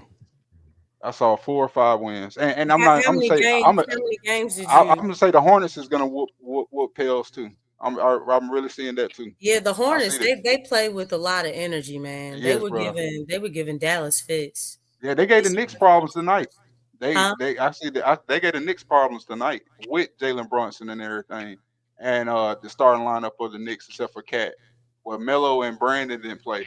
They're a problem. I see the Atlanta wins. You can beat Atlanta, but what might get us against Atlanta is they went and got Nickel, and then they also got Dyson, and they might just turn up on us, and that might hurt us. They're gonna try to outshoot us. They really are, and they're gonna try to run us crazy. Yeah, I think we got a shot if we got Zion and everybody healthy and Trey and Jordan. That's 3 20-point scores. Sadiq Bey's in there. Kayvon Looney when he comes back, and he'll take about a month to return. And, none of them teams can stop Zion. None of them teams can. That's what it come down to that I'm looking at, Stace, is the fact that Willie can stop Zion. Willie, that's the problem. But doesn't Dumars stop Willie? He needs to stop him now before the season starts. He needs to stop him now. Thank you, Lex. I wouldn't have took the job if that was the case. Please stop him because that's what's holding. That's what's look. Them rotational minutes are horrible. I know, but horrible. Joe, that's why Stacy just mentioned it. He talked about I ain't never seen an executive sit behind the bench and that's what Joe Dumars is doing. He's not affording Willie any comfortableness. Man, I'm praying for the day that he tell Willie, hey, stay in the locker room. I'll have your exit paper in the morning. I got the game for the rest of the day. He gonna put it on hand on his shoulder and say, Willie, listen, I appreciate your assistance. It's gonna carry his sink it up. Y'all think Willie cries when they fire him? You think you're gonna have one long tear after you get fired? Get out the building, okay? Get out the building, bro. Escort him out. No more smoothies. Don't you go to Smoothie King. Don't go. You don't buy no smoothies. It might carry over to the SKC. It's gonna be what he has to do. Over. But it's carrying over though. That's the whole thing. It's like, I can see the predicament that Joe Dumars is in. He's constructed this team trades. He made the draft picks. He made the trades split. Joe Dumars. Man, what all season he had. He's the one misshapen piece of the whole puzzle. But he can't do anything. He can't outrake the owner. The owner gave him the job and hands off for Willie. Willie's in his final year on this contract. I would take a gamble. Willie, you're fired. You gonna fire him and you know what I'm saying? What Gail gonna do? You she just gonna get hired mad at him. Right. You gonna fire both of us. Be like, okay, well, I'm going back to my embroidery. Right. You're She gonna gonna be you're mad gonna be at you firing and both don't of us. give That's her how embroidery. Nah, he You ain't know what gonna. you're I'm gonna be saying? paying both of us. Nah, You're he gonna be ain't paying gonna. both of us and the first pick of the draft in the NFL too. He ain't You're gonna gonna be step paying on all my shoes. everybody. I'm You're gonna be Nah, just paying saying. because he's I not It's really gonna not do know what's that. like, going man, on. let's test the waters. That's not Right. how Joe's Let's not going. test them. You're gonna be paying a Nah. top 5 Fire his draft pick butt too. and be What like, for? you know what you gonna do? But You trusted me to But get what for? this organization together, and that's what I'm doing. He's gonna be right Okay. anyway, though. Lex, You know Willie's gonna what, fire himself. So why would he put himself in the Joe? crossfire for Willie Joe, Man, go Green? ahead I'm and really fire him, upset. bro. Test him. I'm really upset, Yeah. Joe. But you know what? I'm just gonna go back and do my embroidery and my Yeah. interior Yes. designing. Exactly. That's you sound Yeah. just Look, like her. that's what she gonna do. Test the You sound waters, just Joe. like her. Test the waters. Why would he You do Test the that? sound waters. just I like want him to. Why Push would he those need to do buttons. that? But why? Gail Why? Vincent in the building, y'all. Gail Vincent.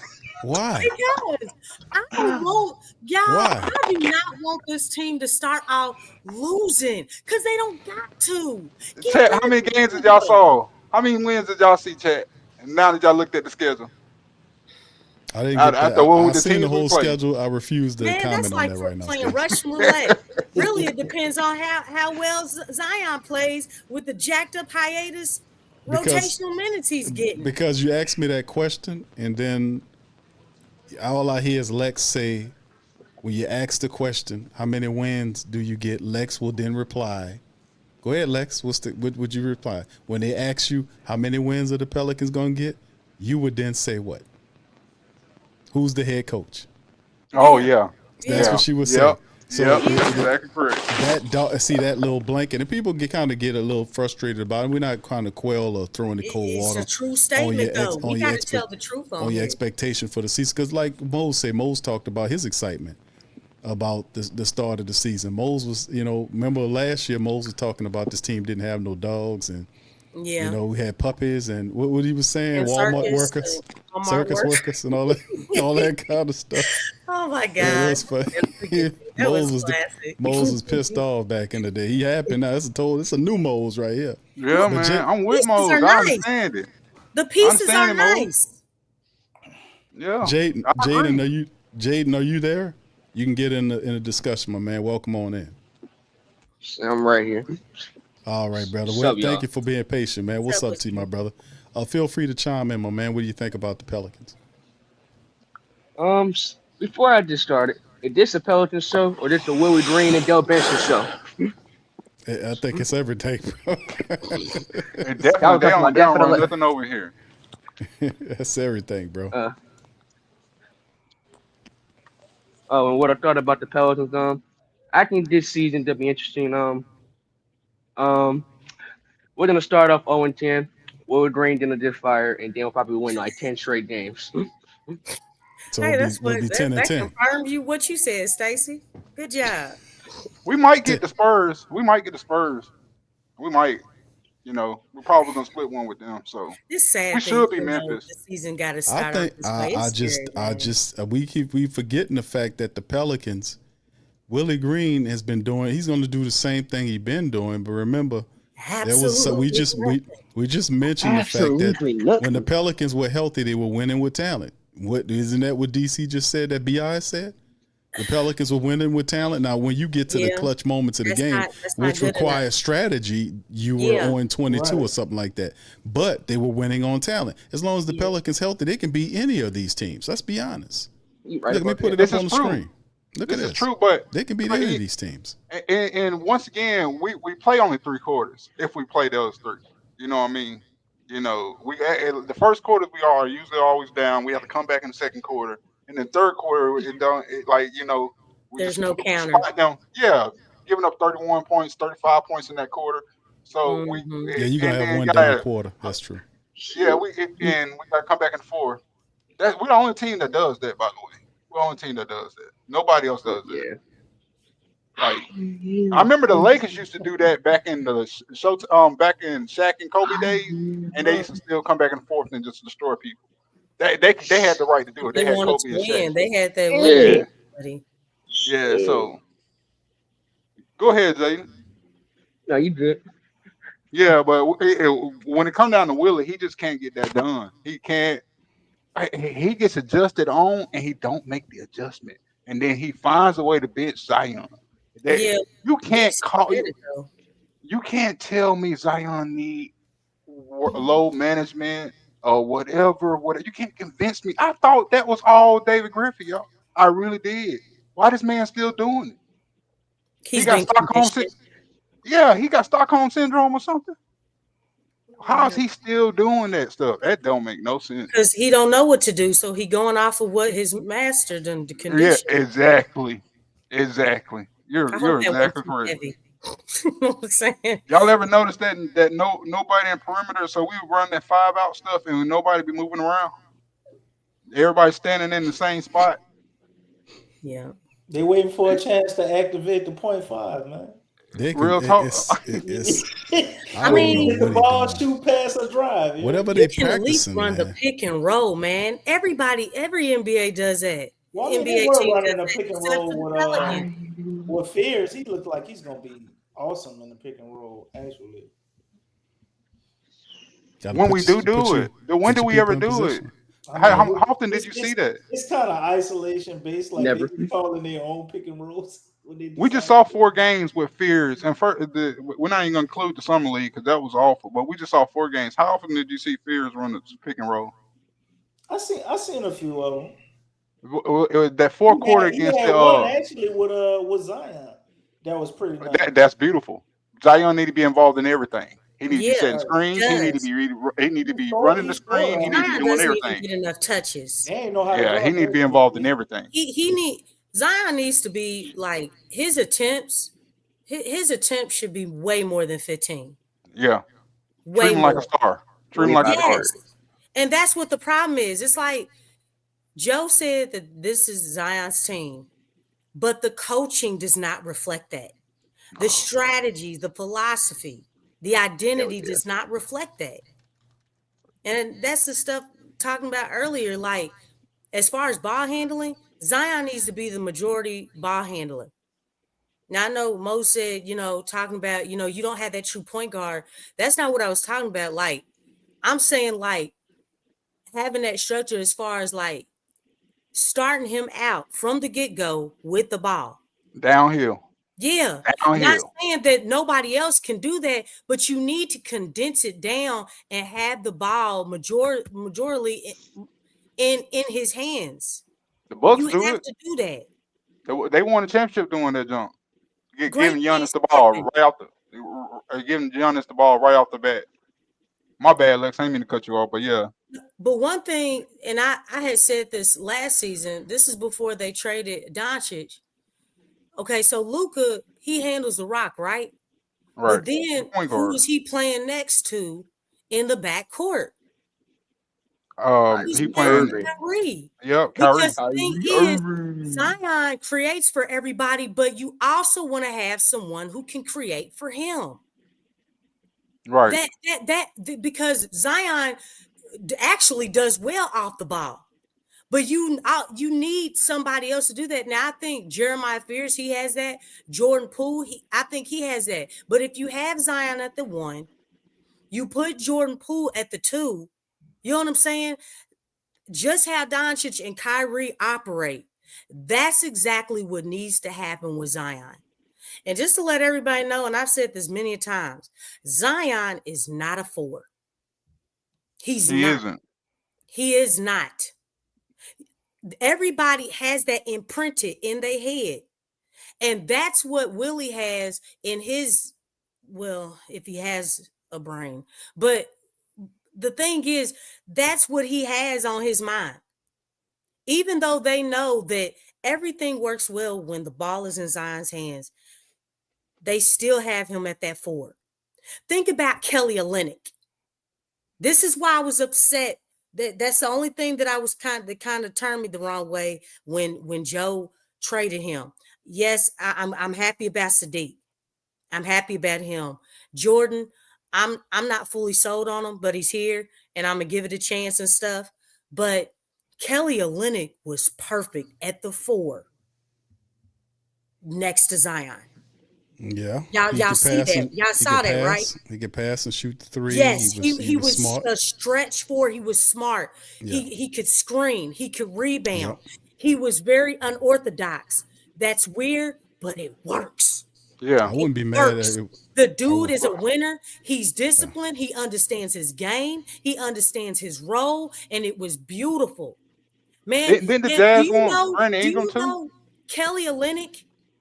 Kelly Olynyk, when he got in the game, because he didn't start playing immediately for the Pels because he was coming off an injury. When he got in the game, do you know one of the first plays that Kelly Olynyk did was he threw an alley-oop to Zion? Yeah, he sure did. He sure Kelly did. Olynyk, people. Oh, he knows. He's a very intelligent player, Okay. man. Yeah, Sees All the right. floor Canadians. extremely well. I'm just saying. His I'm only just knock is saying, his man. athleticism, but he He covers it up needs well with Zion needs a intelligence. 4. He needs a 4 and A he stretch needs a 4, 5. stretch But 5. he Yeah, does not need to be the 4. If you yeah, get a 4 for that man, if you get a 5 for that man, oh my goodness. yeah. Oh Lord. Oh But my You goodness. know what? So last season we could have traded Brandon Ingram for y'all correct me if I'm wrong, but Laurie Marketing was the guy they were talking, or was it? Because they didn't sign Laurie Marketing at the time. They having contract disputes over there, and they wanted Brandon Ingram. We could have either got the pick or we could have got Laurie Brandon Marketing. didn't want to go there. Yeah, but it ain't up to him. You know what I'm saying? But But I mean, we let it if be up he to him. said I if mean, he it kind said of that he is wasn't because going he to was going to get resign, re-signed. So yeah, Oh, then okay. that scares anybody away. Yeah, They're like, that's the oh shoot, we don't NFL. got nothing That's the then. NBA. Yeah, that's the Yeah, NBA for you. That's the yeah. NBA. Because the NFL, you got to go and you got to go. Yeah, that's the difference. Yeah, hockey, you got to go. You got to go. Ain't nothing you can say about it. Yeah. But yeah, I get it. I understand that. Yeah, but the stretch 5 thing is something we've been crying about for the longest. We've been wanting it so bad. It's like they the only people that didn't understand it. Yeah, And they they got Kelly still don't Olynyk. know. They got an older version of what could be out there.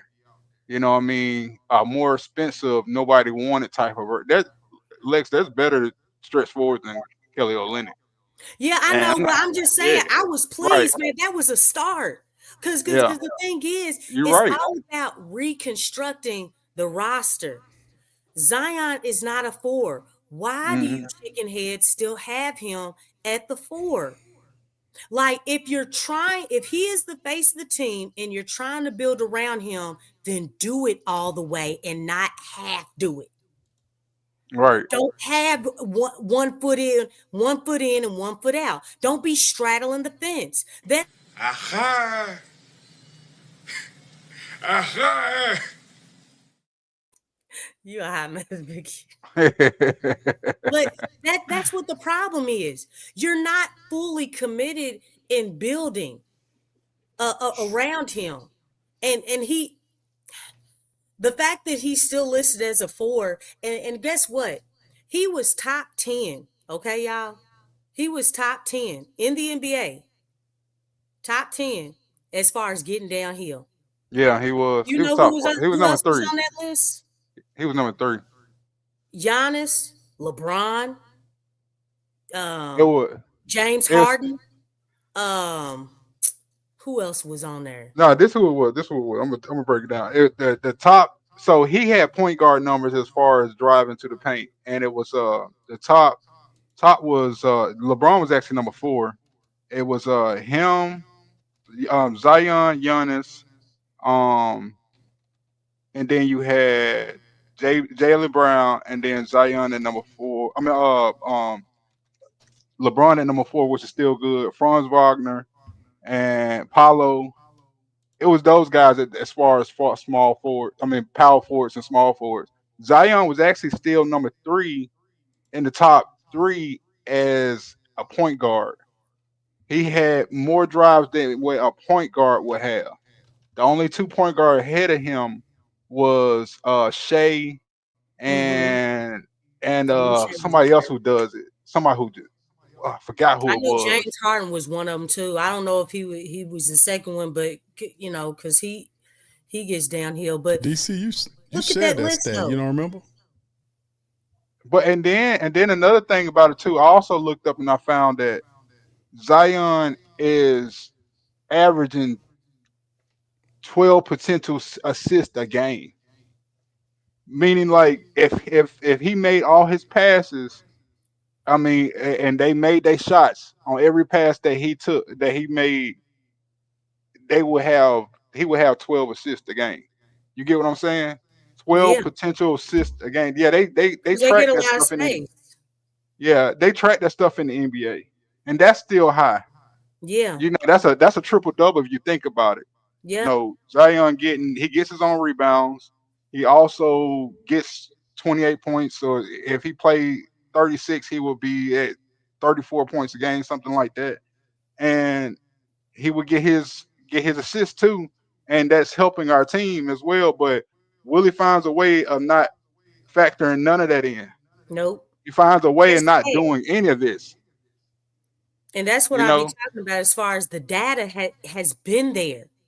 Why are we still like, why are we not taking the data that's been retrieved and not following through with that's going to help the team? Lex, the answer is he don't like him. We at Yeah, I that point know. where we gotta realize that he just like you said, he just don't like him. Because We're he at that don't point.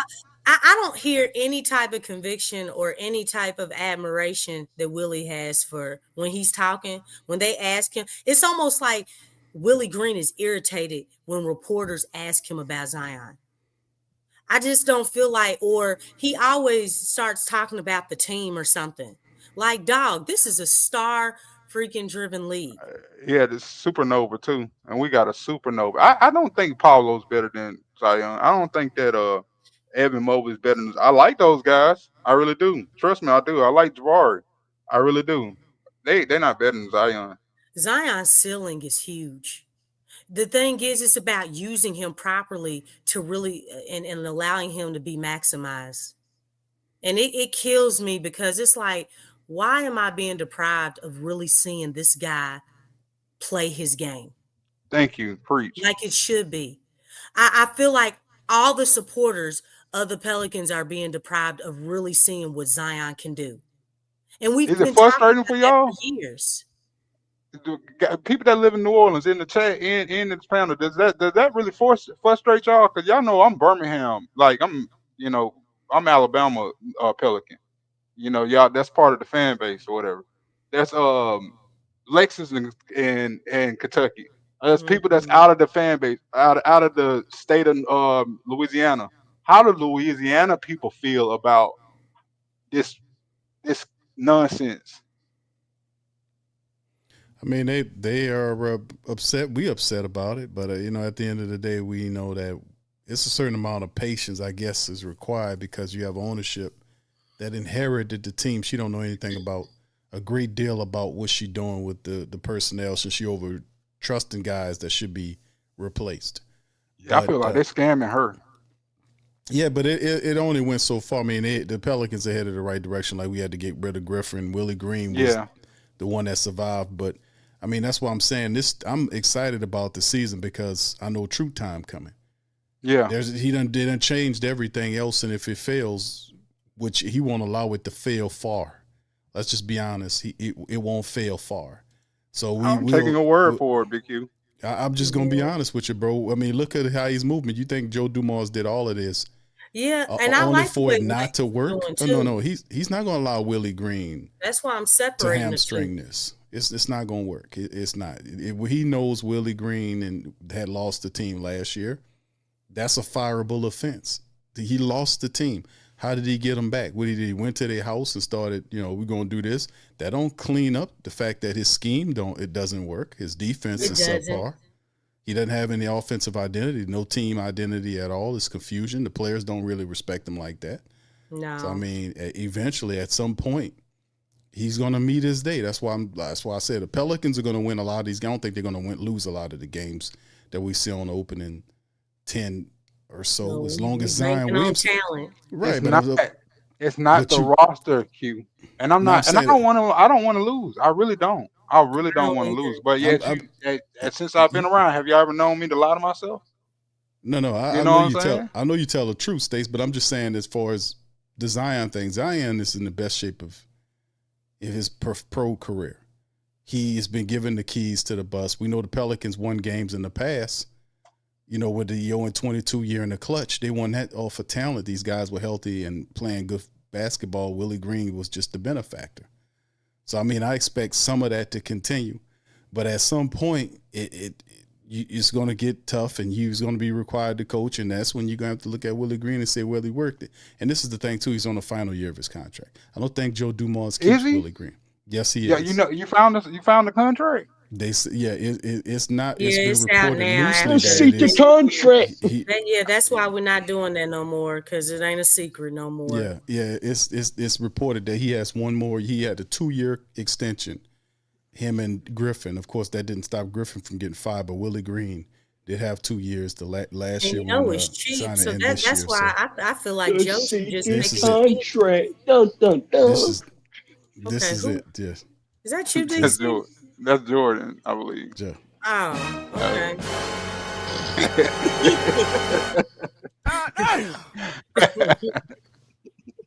Yeah.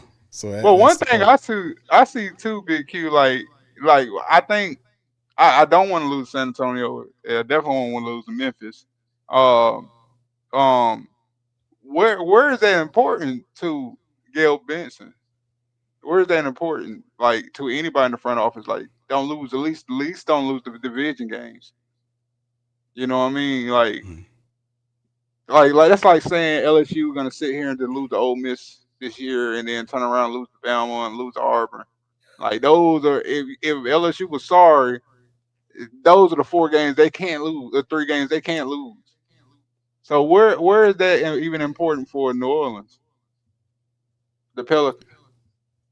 I mean, they're gonna she's leaning on Joe Dumars and what he's put together. And Joe Dumars has established, from his perspective of identity of toughness, he basically told Willie Green what it was going to be. He told Willie Green that how the Pelicans' identity, they're going to be a tough blue-collar team. He ripped down all the soft verbiage, all of the crap that we've seen on the walls of the practice facility. That stuff up in You know what we need to do? He tore all that stuff down, fam. You know what we need to do? We need to file the hell out of Wemby when we get a chance. We need to file his ass, right? We're going to start a war with San Antonio and at least have one rivalry. You know what I'm saying? Like, and I say that because the Hornets have a rivalry with the Wizards. They are 2 of the worst teams in league history. They have a rivalry like, oh, we're not going to be the worst between the 2 teams, and that's sparking both teams to become better. And you know what I'm saying? Just like Boston has a rival with the Knicks and the Lakers. We don't. We need to go ahead and do something serious, like, well, I think they try to make it in Memphis because of Zion and Ja. Yeah, we got to do that. Yeah, we got to run up on one of the Memphis Grizzlies. I mean, can we even do that though? We do that in Memphis, they might not, you know what I'm saying, let us out the city. You know how hood Memphis is and how hood New Orleans is. You don't want to take it too far. It got to be San Antonio. It has to be San Antonio. It has to be. Well, that's what we're gonna have to do. Game 2, Wemby go up for a layup, and we got to clower it. We got to make the whole league hate us, bro. We're gonna become the bad boys Pelicans overnight, bro. We gotta take them out. But I think the whole league is already like it. You know what I'm saying? Well, we gotta feed into it, just like Joe did. When they ain't like Zeke and they ain't like Lambeer, and Lambeer was the instigator. People don't even know Lambeer is freaking rich. Ain't even violent like that, but like I said, you know, we gotta get there. Choose violence. We gotta embrace Joe for everything that Joe has done for us over the summer. We gotta embrace him.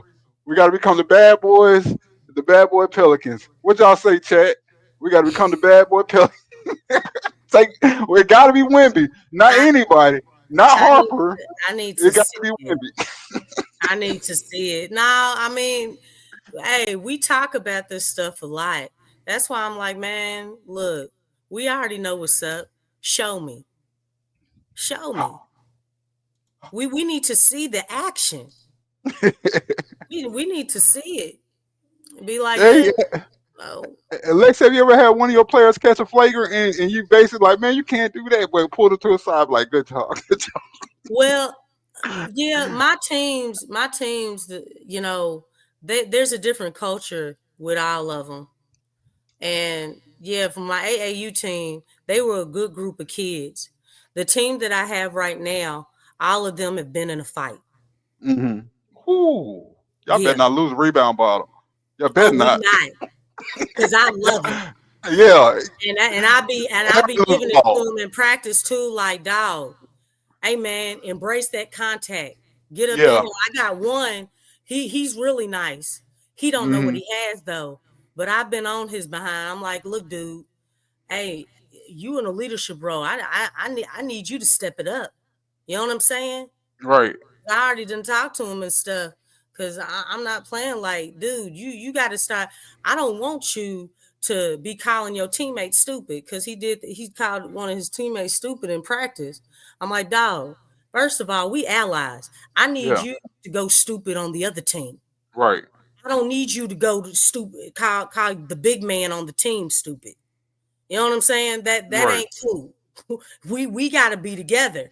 But what I do want is, I wanted you to take the battle to the other team, because we got a problem with them.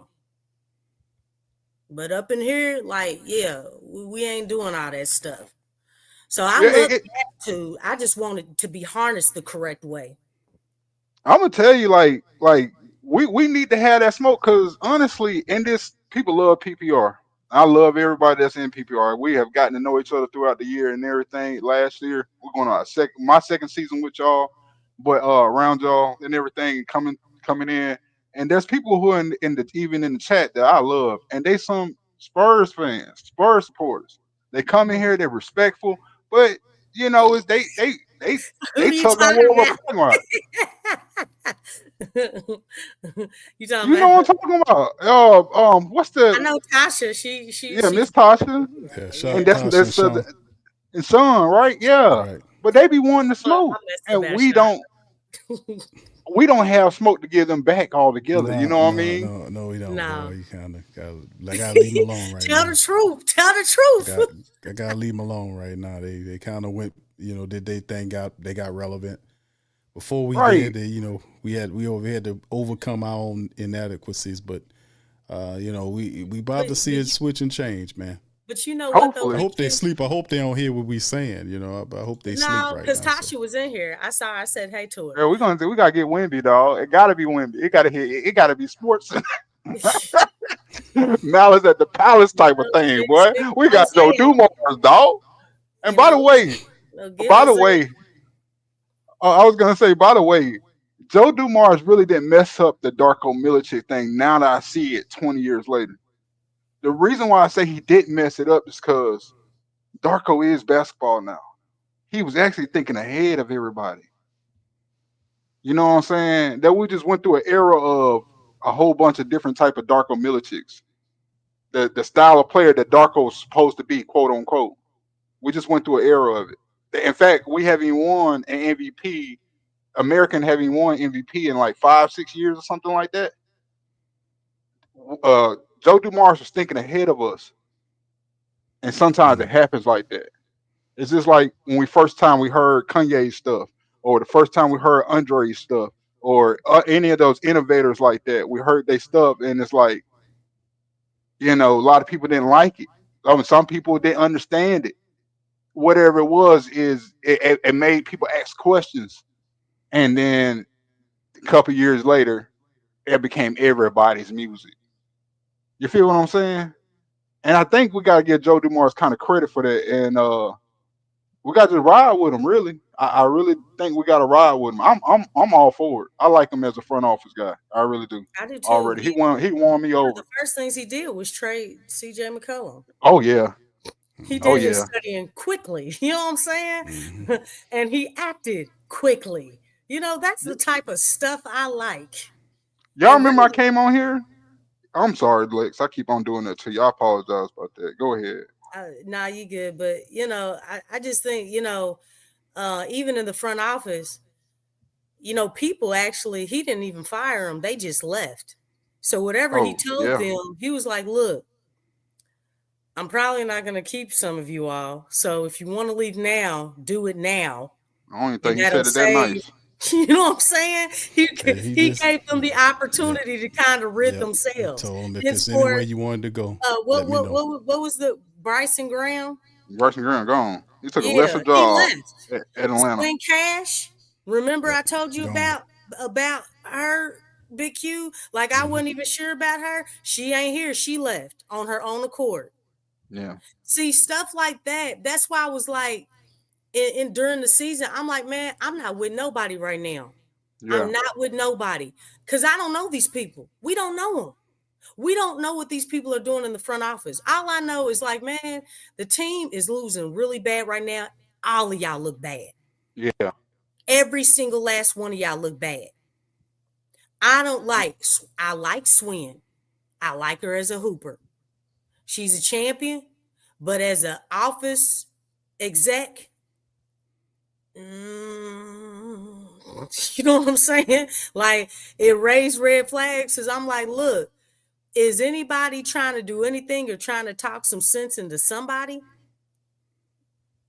We didn't see that. Bryson Graham, he's gone. Swing Cash, he's gone. And a couple of other people, they just left because they saw what was going on. It's like, look, like there's a new sheriff in town. Show is. So you can either fire yourself or I can fire yourself for you. Yeah, yeah, we got to take out Wemby. I just keep on going back to it. I mean, hey, we man. I mean, we he gotta just make got them back feel what from we like feel. what, a clogged artery or something.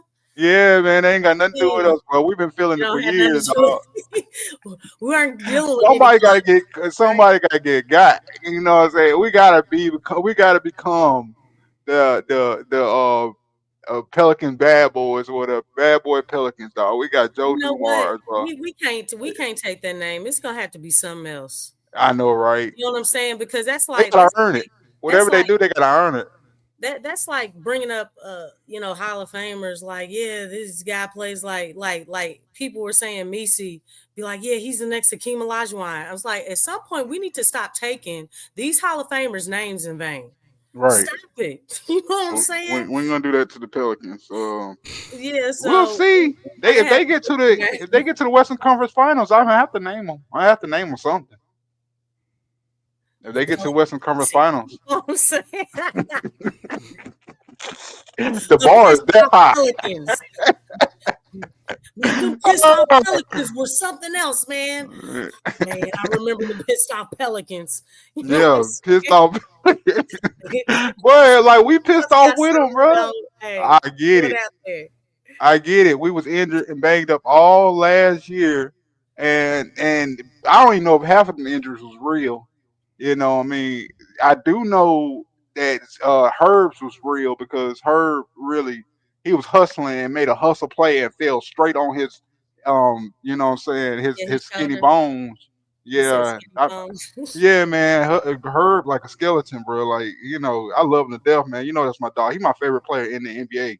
Like, he really is. Like, I don't even take that away from him. Roll Tide, you know. But at the same time, it's like, man, he was a premature baby. Like, he was born a couple weeks earlier than what it's Yeah, you supposed to know all be. that information. You do your research, man. I Man, mean, he he was had a to. baby days. I can see it, dog. I can see it, dog. It makes sense. It makes so much sense, dog. The way he be running and all that junk, and when he fall, he breaks something or something like that. No, he hustle like a dog, but he. Oh, let's talk about Herb real fast. Herb, it's time to bring Herb off the bench, and Herb just need to sit there with Coach. Well, not Willie Green. He can sit there with Joe Dumars, right? And they gonna be strategizing what the other team's doing. He figured out whatever tactics the other team's doing, and then he gets in the game and shut it down. Yep. Sit there Uh-huh. with Willie Green. Yeah, that's what we need to do. And then once he go in, because by that time we're up on some points because what Sadiq Bey's done for us, helping Zion synergizing with him and getting buckets up and everything. But we can shut him down. You feel what I'm? That's a strategy that Willie Green ain't thinking of, right? I mean, Like, he's not thinking about putting Zion at the 1 and putting a 4 and a 5 out there. all right, let's do this real fast, Coach Lex. Let's do this. This is what I suggest. Uh, this is what we can work with me here and chat. Mhm. Work with us. Zion at the 1. Okay. I really want Jordan Poole to be a 6 man, but we need scoring really bad up front. I don't know how we're going to be able to start Jordan Poole against the Spurs because their wings are so big. Like they got some huge wings, and they all can hoop. Keon Johnson's actually better than what I thought. He actually doing well in this preseason, and Vassell and everybody. But yeah, I really want him to be a 6 man. But okay, we got to start him, so we're gonna start him at the 2, and then we're gonna have uh, Sadiq Bey at the 3. We're gonna have Murph at the 4, and then we're gonna have oh, we down on centers, ain't we? Dang. Well, Dang, Misi, you don't have any options. Misi, you about to play 36 minutes. Misi's playing 36 minutes now, y'all. Because Carlo Oh too. my gosh. Shoot, I would start Carlo. It's Where gonna be Carlo? Misi. Yeah, Misi, you're gonna play 36 minutes Misi. tonight. Yes, you are, because that boy Dickerson is never getting back in my basketball team. Shoemaker be in my center before Dickerson ever will. He only 6'8". You got going right. Oh my gosh. How we gonna start that lineup, and then off the bench we We bring in down some centers, aren't we? yeah off the bench we're gonna bring in Fears at the 1. We're gonna bring in PV at the 2, and then we're gonna have Herb at the 3. Well, we can put Herb at the 4, even though I don't want to. We can put Hawk at the 2, PV at the 3, Herb at the 4, and then shoot. Yeah, Misi's playing 36 minutes. He sure is. He's gonna play on the bench too. How about we just put Zion back in? That's how he played 36 minutes. Keep him You in. played 40 minutes. Now, who's the first one subbed out? Because that's the problem I have. I'm tired of Zion, who's supposed to be the star. He the first one subbed out. So who's being the first one subbed out? Because I'm tired of it being Zion. Because I don't mind having Herb and Sadiq Bey in at the same time. If I had to choose one, it would be Jordan Poole. It would have to be Jordan Poole. It had to be Jordan Poole. Because by that time he had shot. He got his shots up. By that time he would have got his shots up. You know what I'm saying? Jordan Poole might be in the first quarter with already 8 shots. He could be going 2 for 8. Yeah, we can go in there and shoot them up, Jordan. And hey, we're gonna sit you down when it get bad. If it's good, if you hot, we're gonna keep you in there. How about that? That's how it goes. It had to be Jordan Poole. I need the spacing though. I really do need that spacing. Yeah. I really do need that spacing because I'm thinking defense in off. I'm thinking 2-way game like you've been saying lately. So, what are we doing at center again? Because Dickerson's never playing in my basketball team. Right now, the Pelicans only have one NBA ready, active, available 5. Yeah. They only have one because Dickerson ain't doing it for me. I mean, they haven't done anything, but I think Queen is closer than we think, and I think he's gonna be ready by next Wednesday. Hey, by that day, we'll see what they move. But by the way they're moving, I mean, why did they pick up a big right now? I mean, I think Mekovic and Queen could be close. Joe's very proactive, so right. That's what I'm saying. People getting cut tomorrow. The roster got to be in by tomorrow at 5:00 Eastern time. Yeah, everybody's roster got to be locked in. Yeah. So hey, that's another question. So who stays on the roster from, I guess, what, 3rd string? Pull it back up, Q. Show us this. I don't. The 3rd string guys. I mean, we're gonna send Shoemate back down to 2. We're gonna send him to Birmingham. Yeah, it's coming down to that, bro. I actually like Shoemate though. I do too, man. I love Shoemate. His energy, man. That's sad if he don't make it. I don't think he makes it, bro. Yeah, I know. I know he's probably not gonna make it. But Quinones, yeah. I know he ain't gonna make it. And that other dude, they look like brothers. He ain't gonna make it either. So how is it that Shoemate? What we gonna put him at the squadron? Or do you think he'll go overseas or something like that? I think he'll end up going to the squadron. Has that ever happened to one of the Pelicans out of all the guys that we didn't sign from 2-way contract that became a star on the team? Has that ever happened before? became a Because star. Herb cut? Oh, he was just straight a No. 2-way from the get Nah, go. Herb was but I don't think Herb was ever. Wasn't Herb the second round pick? It was a second round pick, but I at don't that think he was time, ever second cut. round picks were 2-ways, bro.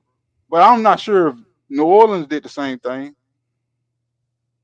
Sometimes second round picks are 2-ways for the most part. But I don't know if that was the same thing with Herb. You know what's I don't think it crazy was the though? same for Herb. Go ahead, Lex. Derek Queen, and again, this is all about reconstructing the roster. But Derek Queen actually plays the best at the 5, not the 4. Yes, this is true. I've seen it myself. You know what I'm He's saying? never Yeah, we played. all have. Like, this is the stuff that I'm talking about. It's like this stuff continues to be ignored. And it's like you have to change the way that you look at these 3, players and 4, understand what's going to maximize them. And in 5, turn, it's 7, going to maximize the team. 8, 9, 10, Like, this gets on my nerves that 11, 12, this keeps happening. But Derek Queen should not be 16, second string, coming in at the 4, for Zion. He shouldn't be listed as that because that's not correct. It's like all the data that you collected and y'all still want to not do it right. Not put guys in the positions that they really need to be in that's going to maximize them the most. And that's going to help the team. Like, this stuff is so important. It's so important. That's coaching, man. right. Coaching. That's So, Yeah, the first 5 is something, but you still have some synergy off the bench. I mean, Willie Green gonna have to set his rotations, and that's something we know he's not strong on. right, because he's so with the starters. I know that's what I'm saying, bro. He's so tunnel vision, man. But that's what I'm saying. That's what's gonna get his ass out of here. Hey, we're looking at these guys the wrong way. We got 4 more minutes before we cut off. We're cutting off at 2:30. So I'm sorry. Let's go ahead and finish up. No, I'm just saying, like, we're looking at these guys the wrong way. How so? Well, yeah, just what I said. Willie has the the plan? positions, like, even some supporters look at the roster the wrong way. Some supporters don't know that Zion is not a 4. Right. I agree. Yeah, you've said that for the last couple of years, and then I heard Gilbert Arenas said, and I heard Gilbert Arenas, he never said that prior to you saying that. So the message was out there. The message is out there. Like, if you know about Zion's game, I mean, he's not a they consider him a 4. He's undersized at the position. He's strong as hell, but he is cat quick. I mean, he could take you off. I just would love to see him develop a mid-range shot, y'all. I would just love to see that. That's coming. He showed a little bit of it on the preseason. He don't have no confidence in it, though. Look, he just got to keep doing it. Like I said, he's coming in ready to play as a 2-way player. He's not offensively in shape. He is offensively and defensively in shape. Mm-hmm. So we're going to see a 2-way player coming out the gate with Zion. But, man, I'm telling you, if we could just really put the ball in that man's hands, man, and really let Zion get his reps, get where he needs to be. I've said this before, and people may think I'm crazy, but people, Zion would basically be like a Derrick Rose 2.0. Yeah, he does. If you give him that rock, he's big, the athleticism. You know what I'm saying? It's in a tad bit different dynamic, but I'm telling you. And people will be like, Lex, that's crazy. Be like, yeah, it's crazy because you don't see it. They're not using him right. But Lord Jesus, if they just give that ball to him.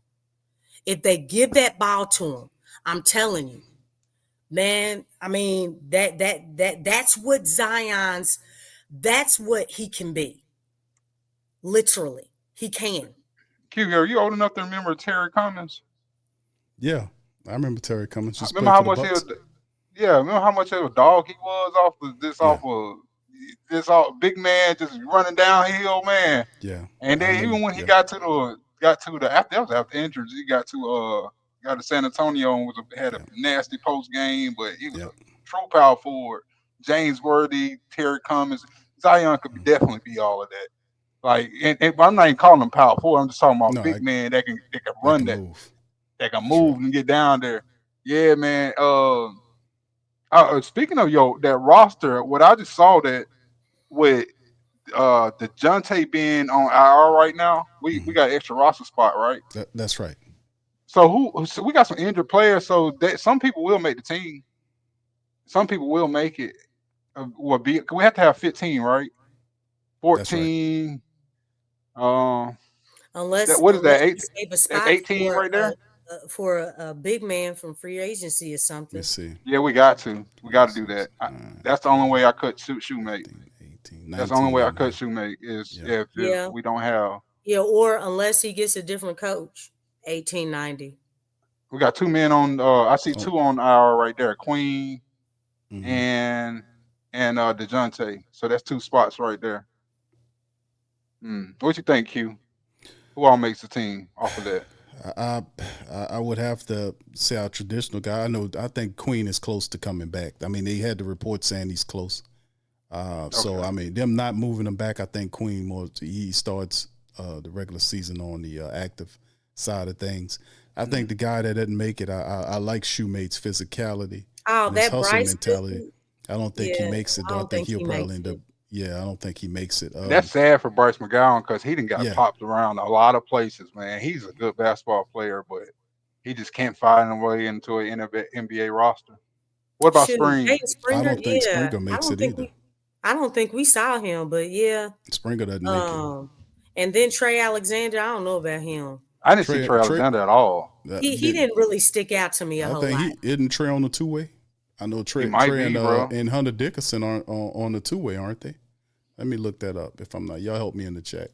I think those Trey Alexander and Hunter Dickinson on 2-way contracts.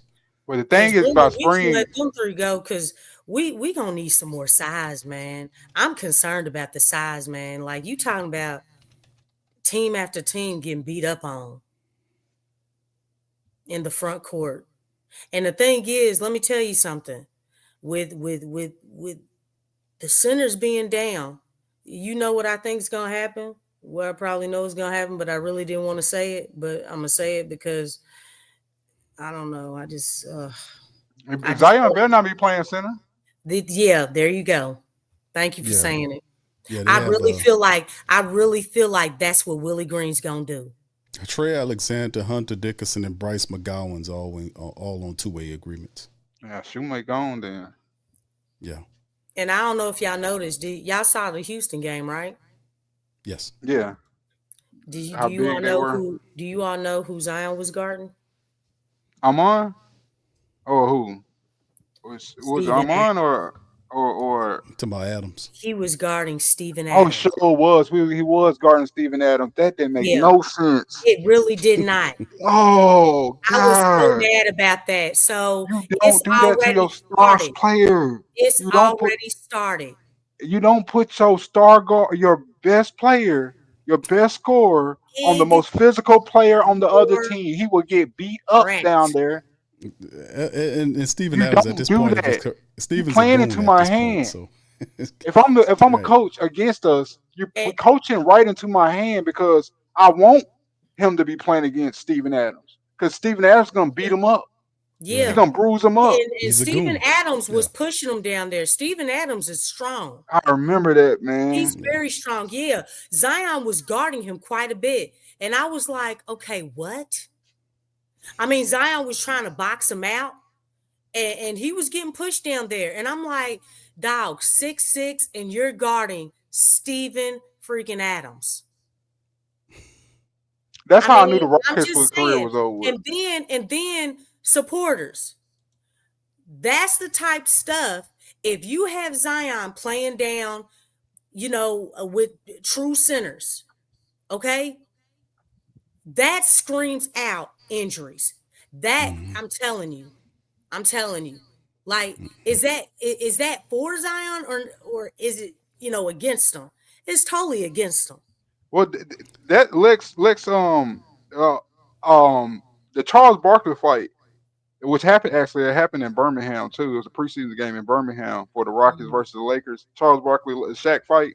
That's what Charles Barkley really fought him over because he didn't want to guard Shaq, and his coach Rudy Tomjanovich put Chuck on Shaq, and Chuck. A couple of days later, I think Chuck retired, or he retired after the end of that season, one or the other. I think he retired that preseason. He said, "I don't want to do this no more." But long story short, yeah, you don't do that. You don't put Charles Barkley on no Shaq. Yeah, that's almost like, hey, yeah, I want you to get injured. I want you to get hurt. I want you to be out for quite a few games. Real talk. That's and that was crazy. the end. That was the end of the Rockets. The Rockets' career, they went downhill from that point. And you're talking about Olajuwon gone.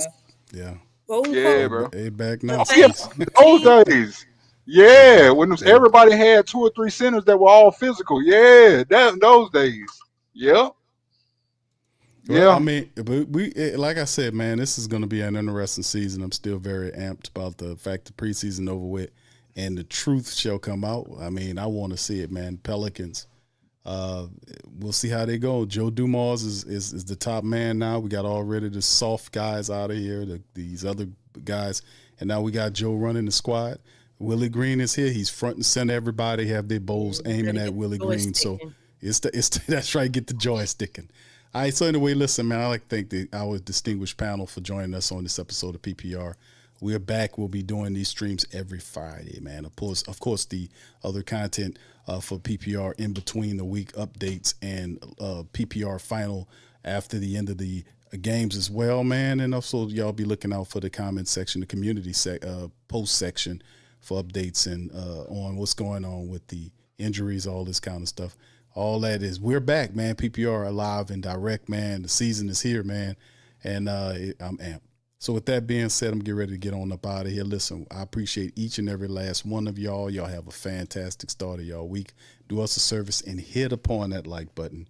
Share the show's link on social media feed. We up in this thing. We're going to holler at you on the next one, man. Much love, and go Pels, peace. You're listening to the Pelicans postgame report on the PRO Media Network for all things Pelicans. Perfect. Fly Pelican, fly Pelican, fly Pelican. And I tell him that. Birds of a feather flock together. Fly down, I'm a Pelican forever. Pelican forever. Ain't gon' lie, I feel flyer than I ever been. We stay ballin', this New Orleans, I'm a Pelican. It's going down in the nest, wild, wild west. Come in town and you best show us some respect. 3-point threat, I better make it rain. If it's something, don't jump stupid like your ankle sprain. Always said, never hate the player, hate the game. Jumping where the dame late, punch a train. Post game, Big Q, talking about business. Bird gang, YouTube, they ain't flocking with us.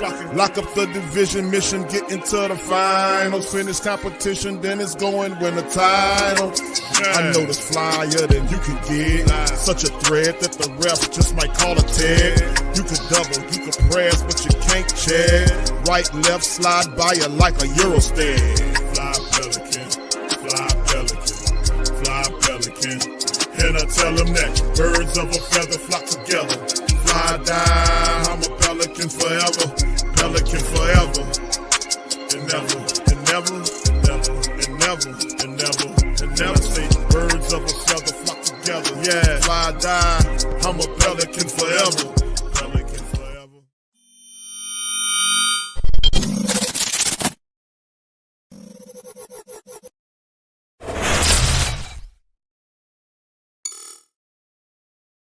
Hey, New Orleans! Whether you're catching up on Saints news at Jackson Square, checking Pelicans scores in the Garden District, or staying updated on LSU while grabbing coffee in the French Quarter, there's one place that keeps you connected to everything that matters in our city. From Bourbon Street to the Superdome, from Preservation Hall to the Riverfront, New Orleanians are staying in the know with the WhoDatDaily.com. Your daily source for Saints, Pelicans, LSU, and all the sports, music, and culture that makes our city special. At work downtown, at a game in the Dome, or just relaxing by the Mississippi, wherever life takes you in the Big Easy, you can stay connected. Because when you're from New Orleans, you don't just live here. You stay in the NO. That's stay in the know. Visit the WhoDatDaily.com and never miss what matters most to Who Dat Nation. Stay in the NO, stay in the know. Welcome to the Pro Shop, where we create authentic NOLA-inspired clothing for men, women, and children. From Saints jerseys to Pelicans gear, everything's crafted right here in New Orleans. Whether you're shopping the Pro Shop, the Pel Shop, or the Pro Shop Kids, we've got your whole family covered with genuine merchandise that represents our city's spirit. Check for links in the description section below or